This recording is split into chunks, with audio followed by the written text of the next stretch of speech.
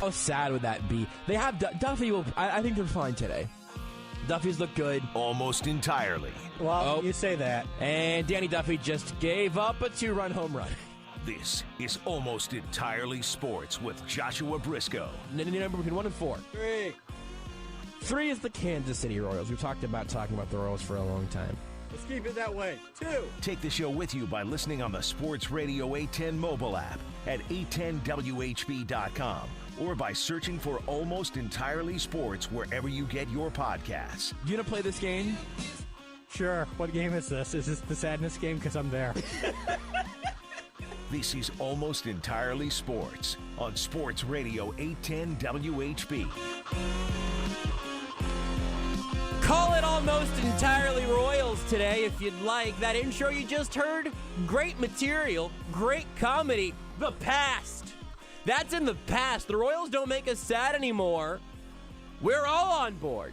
Opening day has ended in a victory and a splash for Bobby Witt Jr., literally and figuratively. A late game RBI, first hit of his career. Bobby Witt Jr. helps the Royals take the lead. They hold on and win it. The Kansas City Royals right now begin this season 1-0, and all of the things that we talked about the most over these really the last couple of days, maybe want to stretch it out into the last couple of weeks, but as we have made our pivot over from the peak of Chiefs season into the madness of March, now that we have arrived here with baseball, I'm not necessarily saying the Royals are going to go 162-0. I'm not necessarily saying that. I'm not saying it. I'm not saying they're not going to. Because I want to know. It's on the table. But what I do feel incredibly confident in saying is that was about everything you could have reasonably asked for. Sure, I guess if they would have won that game 15-0 and you get a Zach Greinke perfect game and everybody's just hitting dingers all day, yeah, that also would have been fun. But what you actually got was a very quality start from Zach Greinke in his first game back as a Kansas City Royal in roughly a billion years. And you get your first couple at bats from Bobby Witt, not quite getting anything going. And then he has an opportunity late in the game to get the Royals ahead in the 8th. Swats one down the, not quite down the third base line, but down the left side, drops in the outfield, finds himself on second. Royals take the lead. You get every excuse you could have possibly wanted to make Zach Greinke and Bobby Witt Jr. the most interesting parts of this game. We would have talked about whatever they did here regardless. You could have had a Andrew Benintendi walk-off, who did help. You could have had a Michael A. Taylor walk-off, who started that 8th inning with a walk to get on first and ultimately gave Bobby Witt somebody to keep the line moving with. But you couldn't have written it a whole lot better than coming up with a way to make Zach Greinke the story of the first half of the game, looking excellent, dropping a 70-mile-an-hour curveball that looked like it fell out of a spaceship. And then you get your Bobby Witt Jr. moment at the end. It's just a wonderful opening day of baseball. If you were out at the K, God bless you for staying through that. There were napkins blowing across the infield. There was a brief moment of torrential rain and then sunshine again 30 seconds later. If you made it through to see all of that out there at Kauffman, you got your money's worth and your experience worth. And the return of Zach Greinke, the debut of Bobby Witt, a Royals victory, and you just got to feel good about how things panned out here today. Last night on the show, we did a lot of talking about this season as a whole. What's reasonable to expect of this team? How many spots in their lineup did they get better? Can you trust this young pitching? I don't know the answers to many of those questions yet. I don't know. I thought the young pitching was great today. Today, the young pitching, elite. That young whippersnapper. I think that he looks like he's 22. That's true. Yeah, whoever that 22-year-old was who started for the Royals today seems like he's got a bright future. But you just got about everything you could have wanted for today. Again, we will look down the road a little bit, especially later on in tonight's show. We're starting early so we can be here with you right as that game wrapped up. We will talk to our friend David Lesky coming up at 8 tonight. Max Rieper of Royals Review will join us somewhere in the 7 o'clock hour. We're with you here until 9 tonight. And we'll take some time, especially once we have Max and Lesky on, we'll take some time to look down the line a little bit. Hey, what are the biggest questions this team has to answer right now? But for today, on April 7th, the Royals rolled out into a cold and rainy Kauffman Stadium. Zack Greinke put up not only an excellent, but a really fun performance. And then you get your keep the line moving sort of 8th inning where Bobby Witt gets to come up and be the hero. Scott Barlow pitches your last 2 innings and holds on, although got a little touch and go there at the end. I know I'm repeating myself already, but I don't know what else you could have asked for. The metric I'm using here is largely fun. Because it's April, man. I don't want to talk about, Salvador Perez 0 for 4. Yeah. Bottom falling out on Salvi? We'll take your calls next. I don't want to do that today. The image that's replaying up on one of my TVs in here is Bobby Witt Jr. getting hit by the contents of a Gatorade jug. That is a good opening day. I hope you're excited about what you saw in this first edition of this version of the Royals. I do not know what every step of the future is going to hold, but I mentioned, and if you're listening now without having watched the game today, I will try to give you some of the fun of it. Greinke almost ended up getting through a full 6. He got through 5 in 2/3, and then they pulled him 5 hits, gave up 1 run, 1 walk, only 1 strikeout. And you could look at that stat line. I mean, you'll take 1 earned in 5 2/3, obviously. But you might look through that stat line and wonder what exactly makes that quote unquote fun, or interesting, or exciting, or whatever. Man, if you watch Zack Greinke, no matter when it was, if you have the nostalgia of baseball from basically, a decade ago, Cy Young in 2009, so longer ago than that, I got a little dose of nostalgia today watching the Kansas City Royals, and he was good. This isn't just the, hey, you want to see if we could bring HDH back just for fun, just something to keep us going during a pretty underwhelming season? Zack Greinke is an asset to this team, not just as an adult who can start a baseball game in a room largely full of kids around him. Not only is he there to hopefully be an unbelievable source of knowledge for all of these young pitchers who either have very little major league experience or maybe have a little more but could always be evolving their game.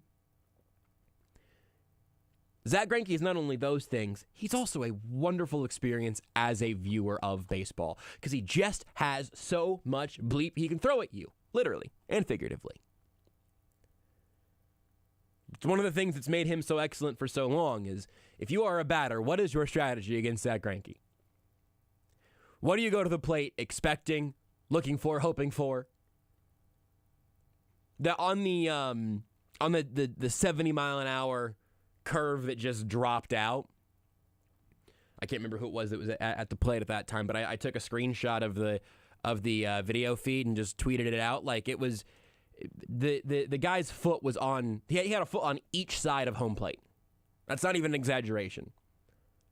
Zack Greinke can give you some of those moments. And a quality start. It's not just the nostalgia or just the fun or just that it worked today, but that it should continue to be all of those things. And so maybe maybe for me, the beat that I'm continuing to bang the drum on is fun or exciting or interesting. I know those are very far from World Series winning, playoff contending, shutout performance, excellent offense. Any of the words I am using are about how I feel from this game, not about if we're going to see another World Series parade coming around not too long from now. But the reason that I keep going back to those words is because how long has it felt like it's been since the Royals gave you fun feelings? Good, the dopamine hit you get from 162 games of baseball,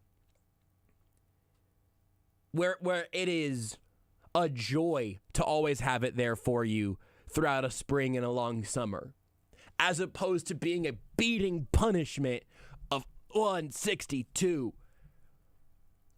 I hope beyond hope that this Royals team is in contention in the Central at the All-Star break. Man, it would be fun for them to be in contention for a wild card spot come playoff time. I would be thrilled for those. You want to talk about fun, that would do it. But they can't lock down any of that here on April 7th. So on April 7th, give me a good first start from Zach Greinke. Give me that moment from Bobby Witt Jr. And let me be excited. I had the thought today of, I'm kind of disappointed they're not playing a game tomorrow. Played today, off tomorrow, back on Saturday. And I'm like, ready to go to see what Game 2 looks like. That is a good feeling. And at least by the end of the season last year, I'll speak for myself at least, but I was ready for training camp. And some of the clips from that intro, that was an old show when we were doing on Almost Entirely Sports on ESPN Kansas City. And I think that was an opening day. Danny Duffy, I think they played the White Sox. Yes. And it was like, all right, all I want to be is excited about baseball. I want to be glad that we have this in front of us. They got off. I remember that game very well. They got off to like Duffy was dealing. He was dealing. I don't remember the inning, but it was like 4 or 5 scoreless innings. Yep. Dude was dealing. And then as I was saying out loud, hey, I'm excited about the Royals. I think this is going to be a nice, an uplifting start for this team. You heard in the intro, and it's a home run. So sliding back into it. Yeah, it's a drive to deep left field. It feels good to feel good about baseball again. And the hype that we've gotten in the Greinke return, in Bobby Witt, in, hey, I didn't do a ton, but, Adalberto Mondesi, 1 game down, 0 injuries currently reported. I'll take it. Will we get sick of Michael A. Taylor or Carlos Santana at some point? Yeah, I'm sure. Is one of these starters going to make you pull your hair out? Yeah, sure. But soak it up right now, man. This feels great. I hope you enjoyed the game today. I hope you'll stick with us through what I'm lovingly referring to as almost entirely Royals here tonight. I'm sure we'll have some usual AES shenanigans seep through at some point. Again, Max Rieper of Royals Review. He'll join us somewhere in the 7 o'clock hour, probably around 7:30. David Lesky of Inside the Crown. He will join us at 8. We'll be with you until 9 o'clock. And then at 9, you'll be able to hear Hawk Talk with Lance Leipold, I believe. Rudy, thumbs up, thumbs up. Yes, it is currently happening, currently recording, and tonight at 9 and tomorrow at 6. So we got stuff with you all the way till 10, but we're here from 6 to 9 tonight, which feels nice to me. I hope it feels nice to you as well. Also, we'll bring you a bunch of audio here tonight as well. We won't do this for every single Royals game for the entire season or whatever. Also kind of you get your weekday day game. I don't know what the schedule is going to be for how many of those we're going to have. April, you'll have your number. You have a lot. When I say a lot, it's just a lot compared to the rest of the season. Yeah, April, you get your day games. That's when more of your off days come for weather and whatnot, and then the rest of the year it's 7 o'clock at night. We'll figure this out as the season unfolds, of course. We'll bring you our fair share of Royals audio over the year, but especially here on the eve of opening day. I guess the evening of opening day. Yesterday would have been the eve of opening day. Yeah. Opening day night. here on post-opening day. We're going to bring you all the audio we can. Mike Matheny's press conference will be here at some point. We'll see who else the Royals bring to the table. But Bobby Witt Jr. was the man of the hour. He was the one that Joel Goldberg was talking to on the field here, courtesy of Bally Sports Kansas City. And you'll be able to hear that right now here on Sports Radio 810. Well, we just got a sunflower seed shower, which is better than ice on this day. How about Bobby Witt Jr.? Welcome.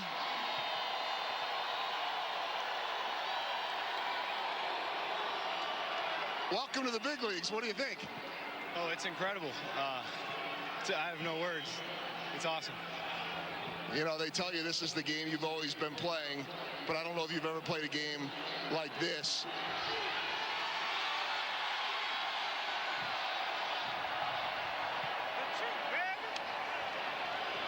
I had to do it.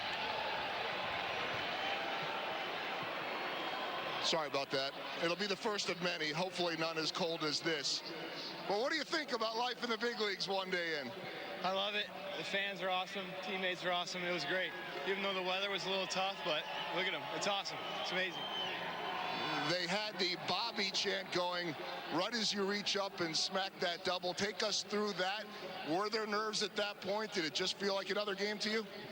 Yeah, it's hard to have nerves when you got all your teammates rooting for you, all the fans rooting for you, so it just felt like any other game. Just went up there just trying to get the guy in from second, and luckily did the job.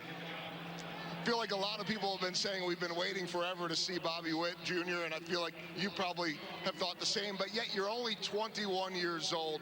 How long, what age do you think you started dreaming about these type of moments? As long as I can remember, maybe 5, 6 years old. I always stood in front of the TV just trying to be like, oh, I want to be like that guy, whoever it was. But now we're here, so I'm going to try to stay up here and try to help the team as much as I can. Couple final things. First off, as you walk out and as you experience the ceremony and getting out there, first at bat, how were the nerves? Honestly, I had more nerves last night, and today it was nothing. It just felt like another day at the ballpark, so it's great. You have been telling us you're totally comfortable at third base, even though you're a shortstop. Take us through that play, because you look like you've been playing Gold Glove third base your whole life. Just all the preparation that went in during spring training, the staff getting me out there, early work, and then just knowing that you got other guys behind you that could fill the position too. You got Monty right there, can make plays too, so it's great.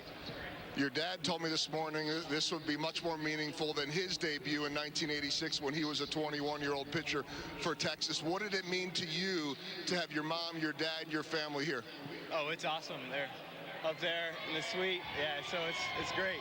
I got no words either for that. Sisters taught you everything you know, right? Oh, yeah, the sisters, the 3 sisters, the older ones. They're loving that. Go enjoy it, go warm up, and remember that when you go to Starbucks next time, there'll be a lot more people wanting to take selfies. Congrats. Thank you. Thank you, guys. There you have it, Bobby Witt Jr., his first on-field post-game interview, his first salvi splash, I suppose, and his first hit and RBI and double all happening all at once there back in the 8th inning. Breaking the tie, 1-1 effort that was looking like we might be destined for extras. Looked like we might end up having maybe a little while of kicking around. You know, okay, what's the plan for the first half hour of the show if this game goes to 14 innings? But no, Bobby Witt and the Royals all together. I do want to actually split up some of the credit in that 8th inning again, in case maybe you're wondering. Okay, Josh, we get it. Bobby Witt did the thing, but what happened before Bobby Witt did the thing? We'll get to that as well. Also, Mike Matheny will have his post-game press conference very shortly hereafter. But the 8th inning there opened up with Michael A. Taylor drawing a walk, ending up on first. Nicky Lopez sack bunt, and then Michael A. Taylor moves to second. Whit Merrifield strikes out, but then Bobby Witt comes up with Michael A. Taylor on second. He doubles to left field. Michael A. Taylor scores, and then Andrew Benintendi adds the insurance run after that. Witt got to third on a wild pitch, and then Benintendi hit him in. So later in that same inning, you saw Bobby Witt not only hit in his first run as a major leaguer, but also score himself. He was the one that brought in run number 2, scored run number 3, and he gets the MVP treatment of the game here, as you've heard all throughout from the from the on-field to the pre-hit chants. That's a new one, by the way. The chants for a rookie in his debut, after not getting anything going earlier in the day, you could hear in the background of the broadcast, the Bobby, Bobby, Bobby, follows it up with the RBI double that makes the Royals go up by 1 and ultimately win this game 3-1 to start off 1-0 with only 161 here still to play. We'll take a quick break. Whenever we come back, we'll bring you Royals manager Mike Matheny as his post-game press conference. We'll be ready to go. And then any other audio we get out of Kaufman, anybody else we hear from, maybe, I think at some point we'll probably hear from Zach Greinke, and our own Todd Lebo is out there in the clubhouse. Because, clubhouses are open again. I kind of forgot that was happening. Definitely Nicky Lopez, because he's at the podium. Great. Players are coming to the podium, so I assume the locker room is open, but regardless, players are coming to the podium. We'll have that at the very least. We're going to have... At least Nicky Lopez. We're going to have all the audio we can bring you. More. We're going to bring you all the audio we're physically capable of bringing you here tonight on Almost Entirely Sports / Almost Entirely Royals. That is Rudy Salazar. I am Joshua Brisco. The Royals win 3-1 over the Cleveland Guardians. I'm going to call one more shot before we take a break. Thanks to the Commanders. I think there's a better chance that I'm going to call them the Cleveland Commanders than their old name. That is actually my fear. The Cleveland football team? Because honestly... I'm confused. Because honestly, Cleveland Commanders sounds better than Washington Commanders. Washington Guardians also probably, sounds a little... I know why Cleveland, there's a whole tie-in with Cleveland. I get it. But just purely how it sounds as you say it. Cleveland has an old ancient Guardian. Yeah. From... Game of Thrones times. Like eons ago. Yeah, like an old god, basically. That's Pretty sure he's a lizard? No, that's back to the Washington football team, because that's Taylor Heineke. Ah. Anywho. I confused the two capitals of the U.S. Being Washington, D.C. and Cleveland? Yeah. We're going to give Rudy a quick geography lesson during the break. We'll hear from Mike Matheny whenever we come back. Want more Almost Entirely Sports? Watch the show live on the Sports Radio 810 Facebook page. Don't rely on just your cell phone for internet. Get one line of unlimited mobile with 5G and home internet from Xfinity for only $24.95 a month when you qualify for and enroll in the Affordable Connectivity Program and Internet Essentials. Get high-speed internet with a modem included at no extra cost, only from Xfinity. To learn more, go to xfinity.com/free or call 1-800-XFINITY. Restrictions apply. Limited to customers who qualify for Internet Essentials and ACP and one unlimited line. Taxes and fees extra. Pricing after ACP credit and subject to change. Xfinity Internet required. Reduced speeds after 20 gigabytes of usage.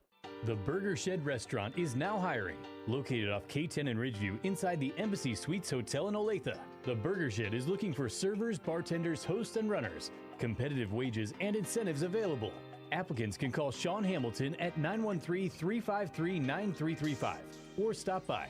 More positions will be open soon when the patio opens this spring.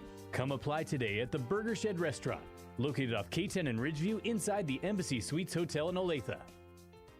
Another prescription, another surgery, here we go again. But the joint pain is still here. The definition of insanity is doing the same thing over and over and over, expecting a different result. Try something new that can lead you to a better life. Football champion Emmitt Smith's talking about QC Kinetics, all-natural, non-invasive alternatives to surgery and harmful pain medications. I tried to avoid as many of those things as possible because I did not want to get hooked on pain meds. I didn't want those things to hamper my life. Patients across the country are saying no to pain meds and discovering QC Kinetics all-natural, biologic, long-lasting solutions to pain relief. Regenerative treatments that help your body restore damaged tissue and get rid of the pain. The natural biologics that QC Kinetics is providing you gives your body a chance to naturally heal itself. End the cycle of pain meds and avoid surgery. Call QC Kinetics, 816-412-6299. That's 816-412-6299. QC Kinetics, 816-412-6299. The longest family-owned restaurant in Kansas City is Dixon's Famous Chili. All-you-can-eat tacos every day, and kids eat free on Wednesday. Dixon's is 7 blocks north of the stadiums on Highway 40. Online orders are available at dixonschili.com. Dixon's Famous Chili, a KC tradition since 1919. The 2022 Sporting Kansas City season is underway, and you won't want to miss their next home match. Saturday, April 9th, Sporting take on Nashville SC at 7:30 p.m. Be a part of the incredible atmosphere at Children's Mercy Park and help cheer on the boys in blue alongside the best fans in Major League Soccer. Sporting Kansas City against Nashville SC, Saturday, April 9th, 7:30 at Children's Mercy Park. Grab your tickets now at sportingkc.com. And go Sporting! The Kansas Department of Transportation reminds drivers to put the phone down. Distracted driving causes 1 in 4 crashes in Kansas. Focus on the road. You can Facebook when you get there. The Masters is coming to Sports Radio 810 WHB. We know Tiger Woods well enough that he's not going to be here just to be a show pony. He likes to prove people wrong. He likes to prove himself wrong. It would be an amazing story for him to be able to do this. A tradition unlike any other. The Masters on Sports Radio 810 WHB. Masters coverage on Sports Radio 810 is presented by Buck Roofing, Metcalf Car Store, Xfinity, M&M Golf Cars, and Edwin Watts Golf.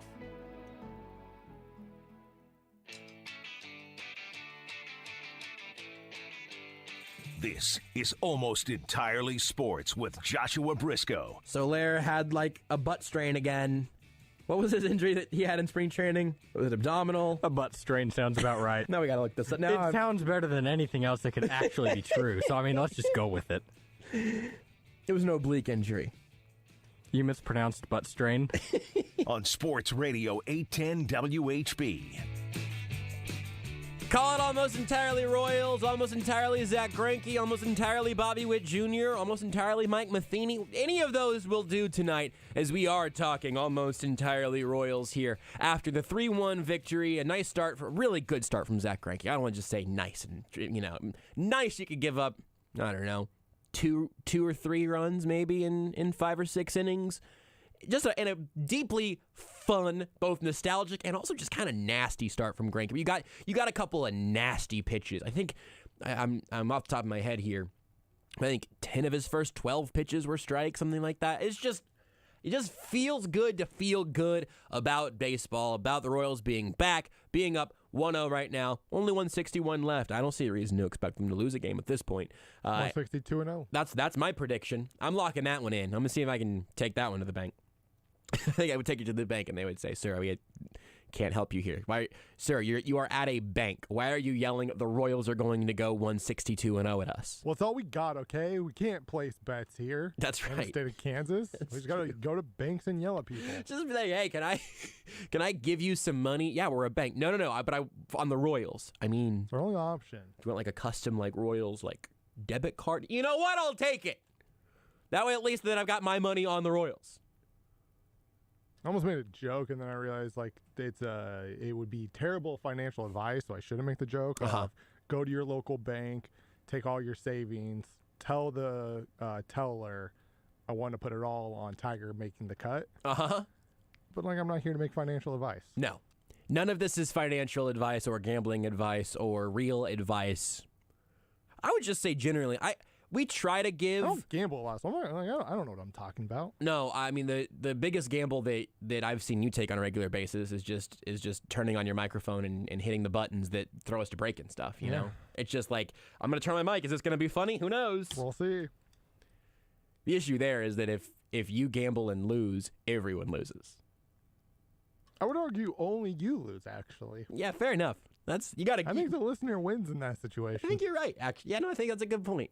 You have the best odds out of all of us because you can only win. True. I only lose. Yes. Fair enough. A winner today, Royals manager Mike Matheny. He went to the podium to talk about the team's first game here of the 2022 season. 1-0, a strong start from Zach Greinke. The game-winning, not quite walk-off, just an inning too early, but the go-ahead RBI double for the first hit of Bobby Witt Jr.'s career. Here's what the Royals skipper had to say. Mike, how do you characterize that big league debut for Bobby Witt Jr.? Yeah, they couldn't have scripted that better, right? Really the mix with everybody obviously being excited about Zach and just how special he was, and what a display of pitching. And for him to give us a chance to hand it over to the bullpen to do a phenomenal job. 3 guys carrying a whole lot of weight there to finish it off. But get ourselves in a position, Michael getting things going, Nicky putting down a good bunt, and then letting the kid do what the kid does. very, just you love to hear that buzz in this stadium. I've never really heard it before, right from the very beginning. And the excitement of Bobby, I think the excitement of our club. I think we want to continue to give him things to be excited about, but today was very, very special. And I know it's one that he specifically certainly will never forget, and neither will I. Mike, it looked like, I'm sorry, It's control. Go ahead. Mike, is that anything? I know you are always sort of thinking ahead. Is that anything unfolding? You get bunt the runner over in scoring position with coming up. When does it sort of click in your mind that the kid might be in that spot? And are you feeling at all nervous for him, or are you looking at him to sort of gauge how he's so that it takes it all in? Yeah, I wasn't concerned at all. Excited, to be honest. It was one of those that you could kind of foresee me sitting here having this conversation like this is okay, this is how it's supposed to go, and he's going to do what he can do, and nothing more and nothing less. He's a talented player that takes good at bats, and we've seen him in different situations, not consistently in the major league level yet, but you see enough of it to know that he stays.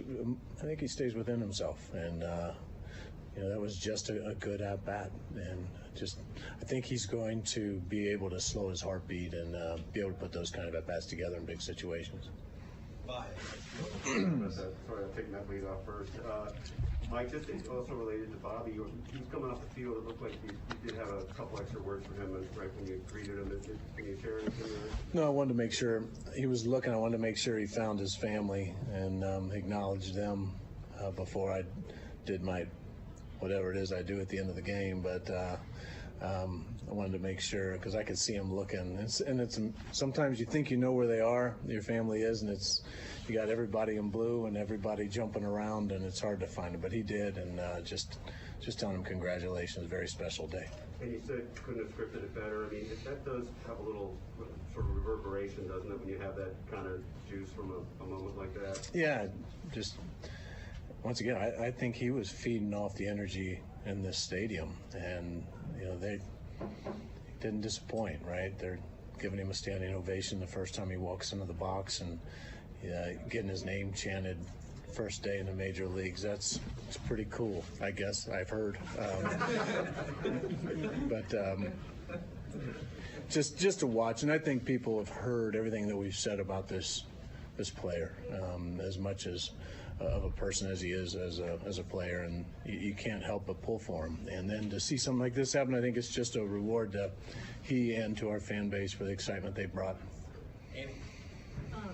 As they were chanting his name and he steps in for a chance to do this, what did you see from him specifically as he stepped in the box and took that ball outside and then was able to pull the slider? Yeah, I think it's the exact same approach. I've watched, we watch through spring training, and you always try and weigh how much can you read in spring training. That's basically all we've seen from him and heard and watched video. But in this setting, you don't know how he's going to react to certain pitches. But he's got very good strike zone awareness. He works at strike zone awareness. He works at trying to get balls into the prime part of the plate to be able to put a good swing. And he doesn't flinch at a lot of balls that are strike to ball. And, you just kind of see some natural things that he does that sets him up.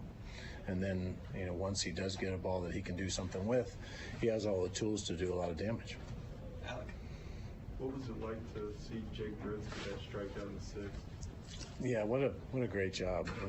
And, came in and we've watched him progress and earn higher leverage all the time, but to be able to stretch him a little bit further, we're watching him a little bit more efficient, and in spring it was amazing. He's taking steps forward, but his stuff, and sometimes he's going to be in those edges and maybe not get a call, and we get guys on base, but he's got wipeout stuff. He's got +3 pitches that can be swing and miss pitches once he gets into a bind, and he loves being in that spot. You can tell, and he seems to thrive when he gets into him.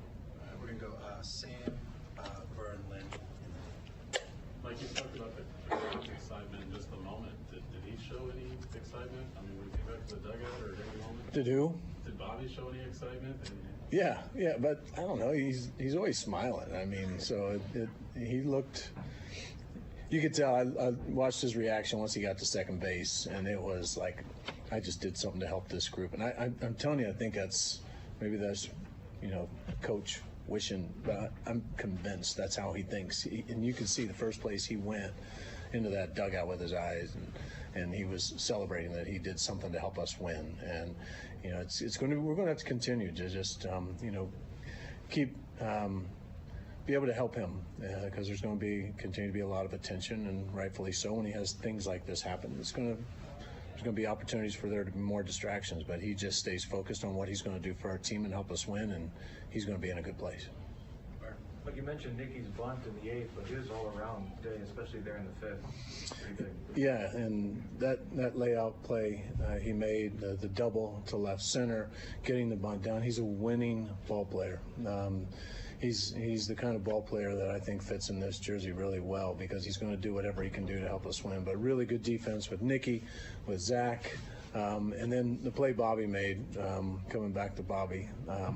Just a fantastic play when really kind of in a deep shortstop position. You got to see a look at the arm and just all around really well played. And every ball that went in the air today, our guys deserve some credit. Not a one of those was easy. It was a nasty wind. Mike, it seems like we talked all spring about your bullpen and the power arms you got back there. You talked about Brent, but I mean, it seemed like all your main guys that pitched today were pitching in tight spots and yeah, with Josh coming in and Josh looked good, and that was a lot to ask of Scott, his first outing, and to go 2 for us. But he was so efficient in the first. We've talked. He could certainly wear a label as a closer, but he knows, and hats off to him for understanding and appreciating and embracing the fact that he can come in there and face 3, 4, 5 in the 8th inning and realize how that's could be the game, and for him to take advantage of that and then be efficient enough that we can get him back out. And he's our guy. We want to ride him right there. But we got some guys that can pick him up if it doesn't happen. But I'm very proud of how those guys went about it today. All 3 of them. They did exactly what we needed them to do. Frankie threw 84 pitches and I think 56 of them are strikes. Is that exactly what you're looking for when you put the emphasis on strikes and finding the zone with the other pitchers? Yeah, but I think we all know there's just things Zach can do that nobody else really can. I mean, it's so unique to watch the artistry in action, just how he's constantly manipulating pitch movement and shape and velocity and moving it around the entire plate, and what a clear idea he has, and then to be able to execute. I mean, it's really impressive. And as our guys continue to watch, they are going to see the effectiveness of making a quality pitch in a quality location. It's not all about velocity, which that's the generation that we're in right now. And it's good to see a pitcher have that kind of success, because I believe most of our guys can bring both to the table, but focus on using the plate, getting ahead in counts, and then giving your defense a chance to do something behind you. Did you think Vinny was going to be able to stay in the game, and then that he did, and did what he did? I mean, how impressive was that? Yeah, that extra run was big. Yeah, I could tell when I went out and talked to him, and I made him laugh, so I knew he wasn't probably broken. I mean, let's knock on wood, but he just needed a minute, and that hurts on a 85 and sunny day, let alone when it's cold. So knew he needed a minute, and he said that he was running well. I didn't see any movements that made me think otherwise, and he took a really nice at bat late to give us that extra run. There's Royals manager Mike Matheny after the game here today. Royals win 3-1. A couple of things there, and then also we'll hear from Zach Greinke, from Bobby Witt Jr., and from Nicky Lopez. We'll bring you all of their pressers coming up here at some point over the next 45 minutes, I would say. We'll knock out all 3 of those guys, hear from all 3 of them. But a couple of things there from Matheny that I didn't mention in the open. There's a lot of good stuff from this game. If you want to get into that nitty-gritty a little bit, you look at the bullpen, and you get Jake Brentz, who comes out, walks a couple guys, but is throwing absolute heat.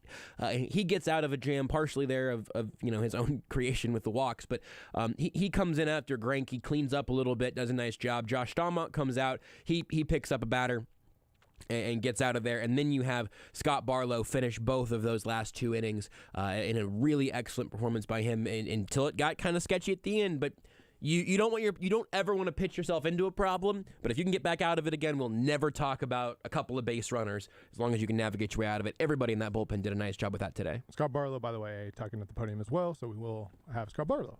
Look at that. The list just grows and that grows. That will be the last one.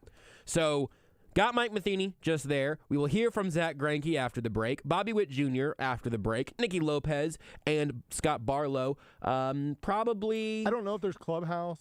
Again, I guess that could. In theory, there could be some other little clubhouse things. But if there's also clubhouse audio, we're going to hear from the entire roster today. But that is podium at the very least. Those are the guys to talk to. And I would say I think those are the. Unless I'm forgetting like a particular player or anything, that feels like that's the main thing, right? Yeah, Benintendi would be the next guy, but he's probably getting his foot looked at right now. So because the only other like memorable thing that popped in my head was the 7th inning, but that was not a good memorable. That was, I think Santana started off with a walk, and then there was the failed bunt, and then it was Hunter Dozier getting Castellanos. Just like that's the only other like thing that stuck out from that game from players who hadn't talked. But I don't think they're going to talk. No, I think not about that at least. I think we can probably leave that one be. Nicky Lopez had the other RBI there, by the way. It was Benintendi, Nicky Lopez, and Bobby Witt, the 3 runs driven in. Beautiful defensive play at second as well. That was diving catch. The other thing I wrote down that I am mad at myself for not mentioning unprompted at the beginning of the show. Everyone knows this. I will still tell you this as often as I possibly can. The Royals' defensive infield, really defensively across the board, they're in good shape. But they have 3 above average shortstops playing in their infield at all times. Bobby Witt Jr. would be an above average defensive shortstop. Adalberto Mondesi is an above average defensive shortstop. Nicky Lopez is an above average defensive shortstop. And they're playing third, short, and second. Nicky Lopez saved at least a run, especially with the way the rest of that inning panned out. Whenever he nabbed that one in the second or at second. I saw that he mentioned. We'll get to the audio again later on, but he said that he just blacked out. It's like that's one of those plays where you just black out. I like Nicky Lopez. I've not heard that that description of like plays like that. It makes sense, right? Because it's just like you're not thinking; it's just instincts, it's reactions. Yeah. But I've never heard somebody just say like, "Yeah, blacked out." Yeah, just blacked out. I like it. Jabbed it. Keep it moving. The Royals defense is going to give you some good, fun material this year, as long as that trio of those 3 guys can stay healthy and stay in those spots. Oh. And from everything we've heard, tremendous. Nick Prado is exceptional at first. Yeah. And he hit a 3-run homer today. So he might be getting to first, to the big leagues sooner than, we think. Think he gets called up tomorrow? Get him up here in time for Saturday? I mean, I wouldn't be mad. Me neither. I don't think it's going to happen. But, probably not. I think we're probably going to see Carlos Santana, but also you heard from you. Look, man, I thought we were going to stop seeing Carlos Santana pre-deadline last year. So I'm, I have no animosity towards Carlos Santana. I'm just kind of surprised he's still this team's first baseman. Anyway, but you heard from Mike Matheny right at the beginning there. You basically couldn't have scripted it any better. He called Zach Greinke special today. It just altogether a tremendously fun opening day at a cold, windy, wet Kauffman Stadium. Though I have to imagine that anybody listening right now who is out there probably isn't currently thinking about the weather, but thinking about what they witnessed today as the Royals kicked off their season in an excellent fashion. We'll take a break. Whenever we come back, we will hear from Zach Greinke, Bobby Witt Jr., Nicky Lopez, and Scott Barlow. Not all next segment, but that's the plan for the next hour or so. We'll talk to Max Rieper of Royals Review and David Lesky of Inside the Crown and Royals Review, both later on in the show tonight as well. We're calling it Almost Entirely Sports, Almost Entirely Royals. More Clubhouse audio whenever we come back. Did you know you can listen to Almost Entirely Sports anywhere, anytime? Well, you can. Just search for Almost Entirely Sports wherever you get your podcasts. At the United States Postal Service, we deliver packages fast and affordably so you can give your customers what they want when they need it. We're delivering for one-stop shops, mom and pops, pop-ups, startups, retail, wholesale, large scale, small biz, big box, customers, customizers. So no matter what business you're in, we'll always be delivering for you. USPS, delivering for America. Learn more at USPS.com/delivering. Hi guys, are you struggling with erectile dysfunction and sick of the pills? Well, today, Thursday, April 7th, we're doing something special. Oak Ridge Medical Clinic uses the most powerful form of wave therapy, shown by Cambridge, to repair blood vessels and get rid of ED at its core. If you're ready to put a stop to your ED, call us now, and not only will the assessment and ultrasound be free, we'll also include something unique that produces immediate results in the bedroom. You're going to love that. And today only, we're offering 3 additional treatments to our patients free. This means that if you notice results fading, we'll retreat you free of charge. This is unprecedented and worth hundreds of dollars. Call today, Thursday, April 7th, and qualify free. 913-295-8000. That's 913-295-8000. Put a stop to your erectile dysfunction and get your love life back. Call Oak Ridge Medical Clinic now to qualify. This offer ends today. 913-295-8000. Find the best selection of Royals tickets now at ticketsforless.com. Tickets for Less has provided Kansas Cityans the best seats at the best prices to area events for nearly 20 years, all without ever charging outrageous service fees. Shop now at ticketsforless.com. What's got 8 letters, is Italian, and makes you happy and full? Calzones, that's what. 3 new calzones are now being served at Schlotzsky's. There's the Italian, with ham, 2 types of salami, pepperoni, and mozzarella cheese. The barbecue chicken and jalapeno, with sliced chicken, bacon, jalapenos, and onions. And the French dip, piled high with roast beef, caramelized onions, and mushrooms. These calzones are here for a limited time, so get to Schlotzsky's on the double and try one today. You won't be disappointed. Schlotzsky's, these calzones are a mouthful. Worried about some serious weather coming this way? KC Weather can wreak havoc on your roof, and small problems can become big problems fast. The Shamrock Roofing team is here to help. Whether you are catching an issue before the storm or need help with damage after, our highly trained Shamrock team is here to help. Call Shamrock Roofing today at 913-850-6556 or shamrockroofer.com, and we will get a member of our team out to help you within 24 hours. Shamrock Roofing, where one call does it all.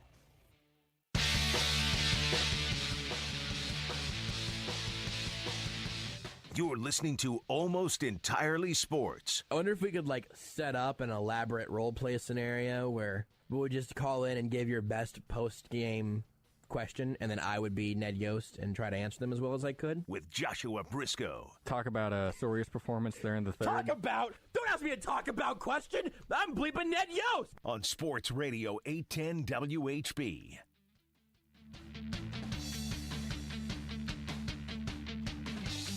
We're calling it Almost Entirely Royals tonight. So far, it's just been entirely Royals because it was fun. We got fun stuff to talk about and also fun people to hear from. We brought you Mike Matheny last segment. Coming up in the next hour, we'll bring you Bobby Witt Jr., Nicky Lopez, and Scott Barlow. Then Max Rieper and David Lesky around the 7:30 and 8 o'clock mark for each of them, respectively. But today's starting pitcher, the prodigal son, I guess, has returned. Zach Greinke making his first start with the Royals this year after a long absence of going and pitching for really good teams. And as we went through last night, being very, very close to a bunch of World Series, but never quite getting one of his own. You know, at this point, 162-0 feels like it's an option. Maybe the Royals make this World Series run their own. Let's hear from Zach Greinke after he put up an excellent start in the Royals' victory today. iPhone is not activated. That's mine. Okay. It's not supposed to be activated. Okay. How'd it feel? You got out there, big ovation before and after. Did it feel like old times? Yeah. It was a good crowd, a lot of energy. The weather was nasty. The weather was a mess. Both teams had to deal with it, and it was just tough conditions. Thought we played a great game defensively and pitched pretty good. Zach, did you have your family here? And I wondered if your kids had ever seen you pitch here at Kauffman Stadium. My oldest kid came last year and watched the game here, and so he's been, but the other kids have not been here. And then you threw a lot of sliders today. I wonder what the approach was in doing that. I was hoping to use it more often this year, and success was pretty good. No strikeouts with it, not a lot of swing and misses, but overall pretty good with the slider. All the pitches were okay. Nothing. Curveball is probably the best today. Bye. Zach, I wonder what it was like for you to sort of experience Bobby Witt's debut today, and also if you had any relatability to being basically that young when you made your major league debut, what it felt like. Yeah, I was on the road. First game, I think my first game here was against the Expos, if I remember right. And but it was a big game. Still remember it was fun, and it was great. I kind of could see it coming a little bit with the way the game was going, and his spot was coming up with the guy in scoring position. So it felt like it was going to be a special day. Zach, I was curious, in the end of the outing, did you feel like, I know you were stressed out a good amount, last outing, but were you starting to feel it at all as far as just getting tired, or do you still feel pretty strong? I was still good. The thing, in just my opinion, is, I was pretty solid, but it wasn't like crazy sharp, and we got a good bullpen, and it just was probably, I think the right decision whether I felt good or not good, and it ended up working out. Got an off day tomorrow so everyone could recover, just try to win the game. Zach, you mentioned the weather. For you personally, how does that kind of weather just affect? Is it grip? What is it? Yeah, it's tough to pitch in. I would say it's probably harder to hit in than it is to pitch. But so it's tough on everyone. It's just not the ideal weather. But it probably is harder to hit than it is to pitch in the weather, how it was today. Well, finish up with Alec and Andy. Zach, I know you haven't been around him for so long, but how do you evaluate Bobby Witt Jr. as a talent? He's really good. I don't want to get too over the top with any comments at the moment. You mentioned the defense, having Mickey lay out for that one, I think in the fourth or fifth. What was that like for you to experience? I thought that play was amazing. You see him on the plays like that on TV sometimes, but I haven't seen that. It was a really good jump. The ball was hit really hard, fully extended dive, and then I was thinking the ball could easily pop out of his glove and be safe. It was just I told him after, I thought it was one of the best plays I've ever seen. It was a great play. Last one, Dave. How did the pitch column work? Did you use it a lot? How did it go? It worked pretty good today. Probably better than I thought it was going to work. It worked all right today. There's Zach Greinke after his start, and a no decision for him, but an excellent start and a win for the Royals. Several interesting things there. He talked in response to our friend Alec Lewis we had on the show last night. Go check out the podcast if you missed that. Alec is the best. But he said that he threw more sliders today. He wants to throw more sliders this year. Said the curveball was probably his best pitch today, but everything was working okay. I guess it was a slider again at the end there. All right, we talked about that at the beginning as well.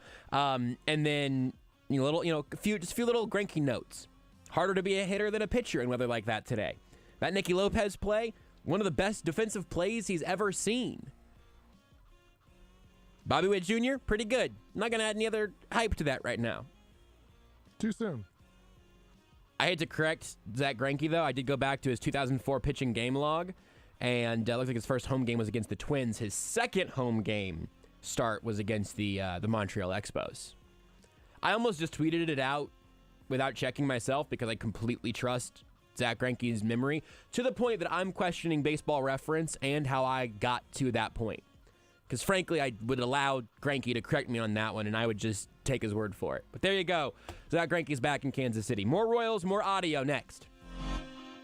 You're listening to Almost Entirely Sports with Joshua Brisco on Sports Radio 810 WHB. Hey, it's former Jayhawk Greg Gurley. Kansas fans and alumni are in every city and state we play. If your favorite Jayhawk fans are missing home, send them some Joe's KC Barbecue. Nothing beats home court and championship barbecue on game day. Joe's will ship anywhere in the U.S. It's easy to reheat, and it tastes just as good at home as it does at Joe's. You can ship all of Joe's favorites, like ribs, brisket, burn ends, and even the famous Z-Man. Ordering is easy, and it's just a few clicks away at joeskc.com. When you need a battery, it's Wholesale Batteries. Since 1977, Wholesale Batteries is one of the largest full-line battery suppliers in the Midwest, serving commercial, industrial, OEM, and retail customers. Call 913-342-0113. Wholesale Batteries, we give you the power. Choice of a lawyer is an important decision and should not be based solely upon advertisements. I'm attorney Mike DePasquale. After a car wreck, we'll fight to get you all the money you deserve, and you don't pay us a dime unless we win your case. If you've been hurt, call me. I've got this. 816-888-7500. Mike's got this. Don't rely on just your cell phone for internet. Get one line of unlimited mobile with 5G and home internet from Xfinity for only $24.95 a month when you qualify for and enroll in the Affordable Connectivity Program and Internet Essentials. Get high-speed internet with a modem included at no extra cost, only from Xfinity. To learn more, go to xfinity.com/free or call 1-800-XFINITY. Restrictions apply. Limited to customers who qualify for Internet Essentials and ACP and one unlimited line. Taxes and fees extra. Pricing after ACP credit and subject to change. Xfinity Internet required. Reduced speeds after 20 gigabytes of usage. Hi there, Gary Giles with Giles' Jewelry. Everybody knows Giles' Jewelry is the place to buy an engagement ring. Thousands of diamond rings, quality second to nobody. Come on into Giles, 95th and Antioch, right in front of the Big High B. Giles' Jewelry, we're the jewelers you'll recommend to your friends and family. Giles' Jewelry for the best that's yet to come. Kansas City's home for Major League Baseball. Sports Radio 810 WHB. Hooking into the corner, it is a home run! All season long, we'll bring you the best Royals coverage in town, plus Sunday night baseball and exclusive coverage of the All-Star Game, the Major League Playoffs, and the World Series. The Atlanta Braves are world champions! Sports Radio 810 WHB, the power of sports.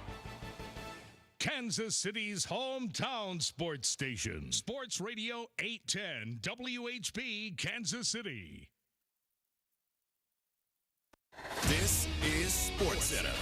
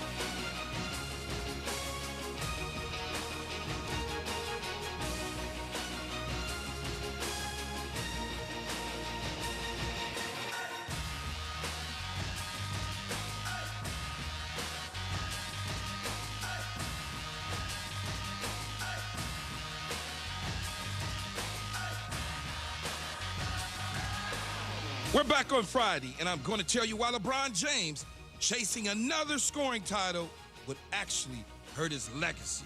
Don't do it, LeBron. Keyshawn, J. Will, and Max, Friday at 6 a.m. Eastern on ESPN Radio, ESPN2. Are you tired of working at home? If you require a complete setup for an office space in Overland Park with telephone answering in a conference room, Corporate Lakes Executive Suites has the staff, equipment, and flexibility to help you succeed. We also feature a fitness area and golf simulator. Corporate Lakes Executive Suites, located at 6731 West 121st Street in Overland Park, Kansas. Call 913-312-5840 or online at corporatelakes.com. Love fades, shoots, he misses, and Kansas will win! It's a banner for Kansas basketball! The Kansas Jayhawks are the national champions. The 6th banner at the University of Kansas. Congratulations to Bill Self and the Kansas Jayhawks from America's largest all-sports radio station, Sports Radio 810, WHB. Hi, I'm Steve Hedgepeth with Quad Power Products. We know that time is money, and we pride ourselves in getting our customers back up and running quickly. At Quad Power Products, we can duplicate your hydraulic hose assemblies while you wait, in most cases getting you back out the door in 15 minutes or less. We have an excellent inventory of hydraulic hoses, quick couplers, and adapters, and we pair it with the best customer service. Come see us today, Quad Power Products on Hickman Mills Drive, just south of the Triangle in South Kansas City. This is Almost Entirely Sports with Joshua Brisco. The attempted illusion that the Royals would create that, oh, this is a team that can contend. Hey, we're raised royal and forever royal and taking the crown. This year's just going to be like, don't strain your butt. On Sports Radio 810, WHB. Sticking with the theme here, although I will, I'll make a brief point to tell you one piece of NFL news that happened here today. Just a little while ago, Brandon Cooks signed a 2-year contract extension with the Houston Texans.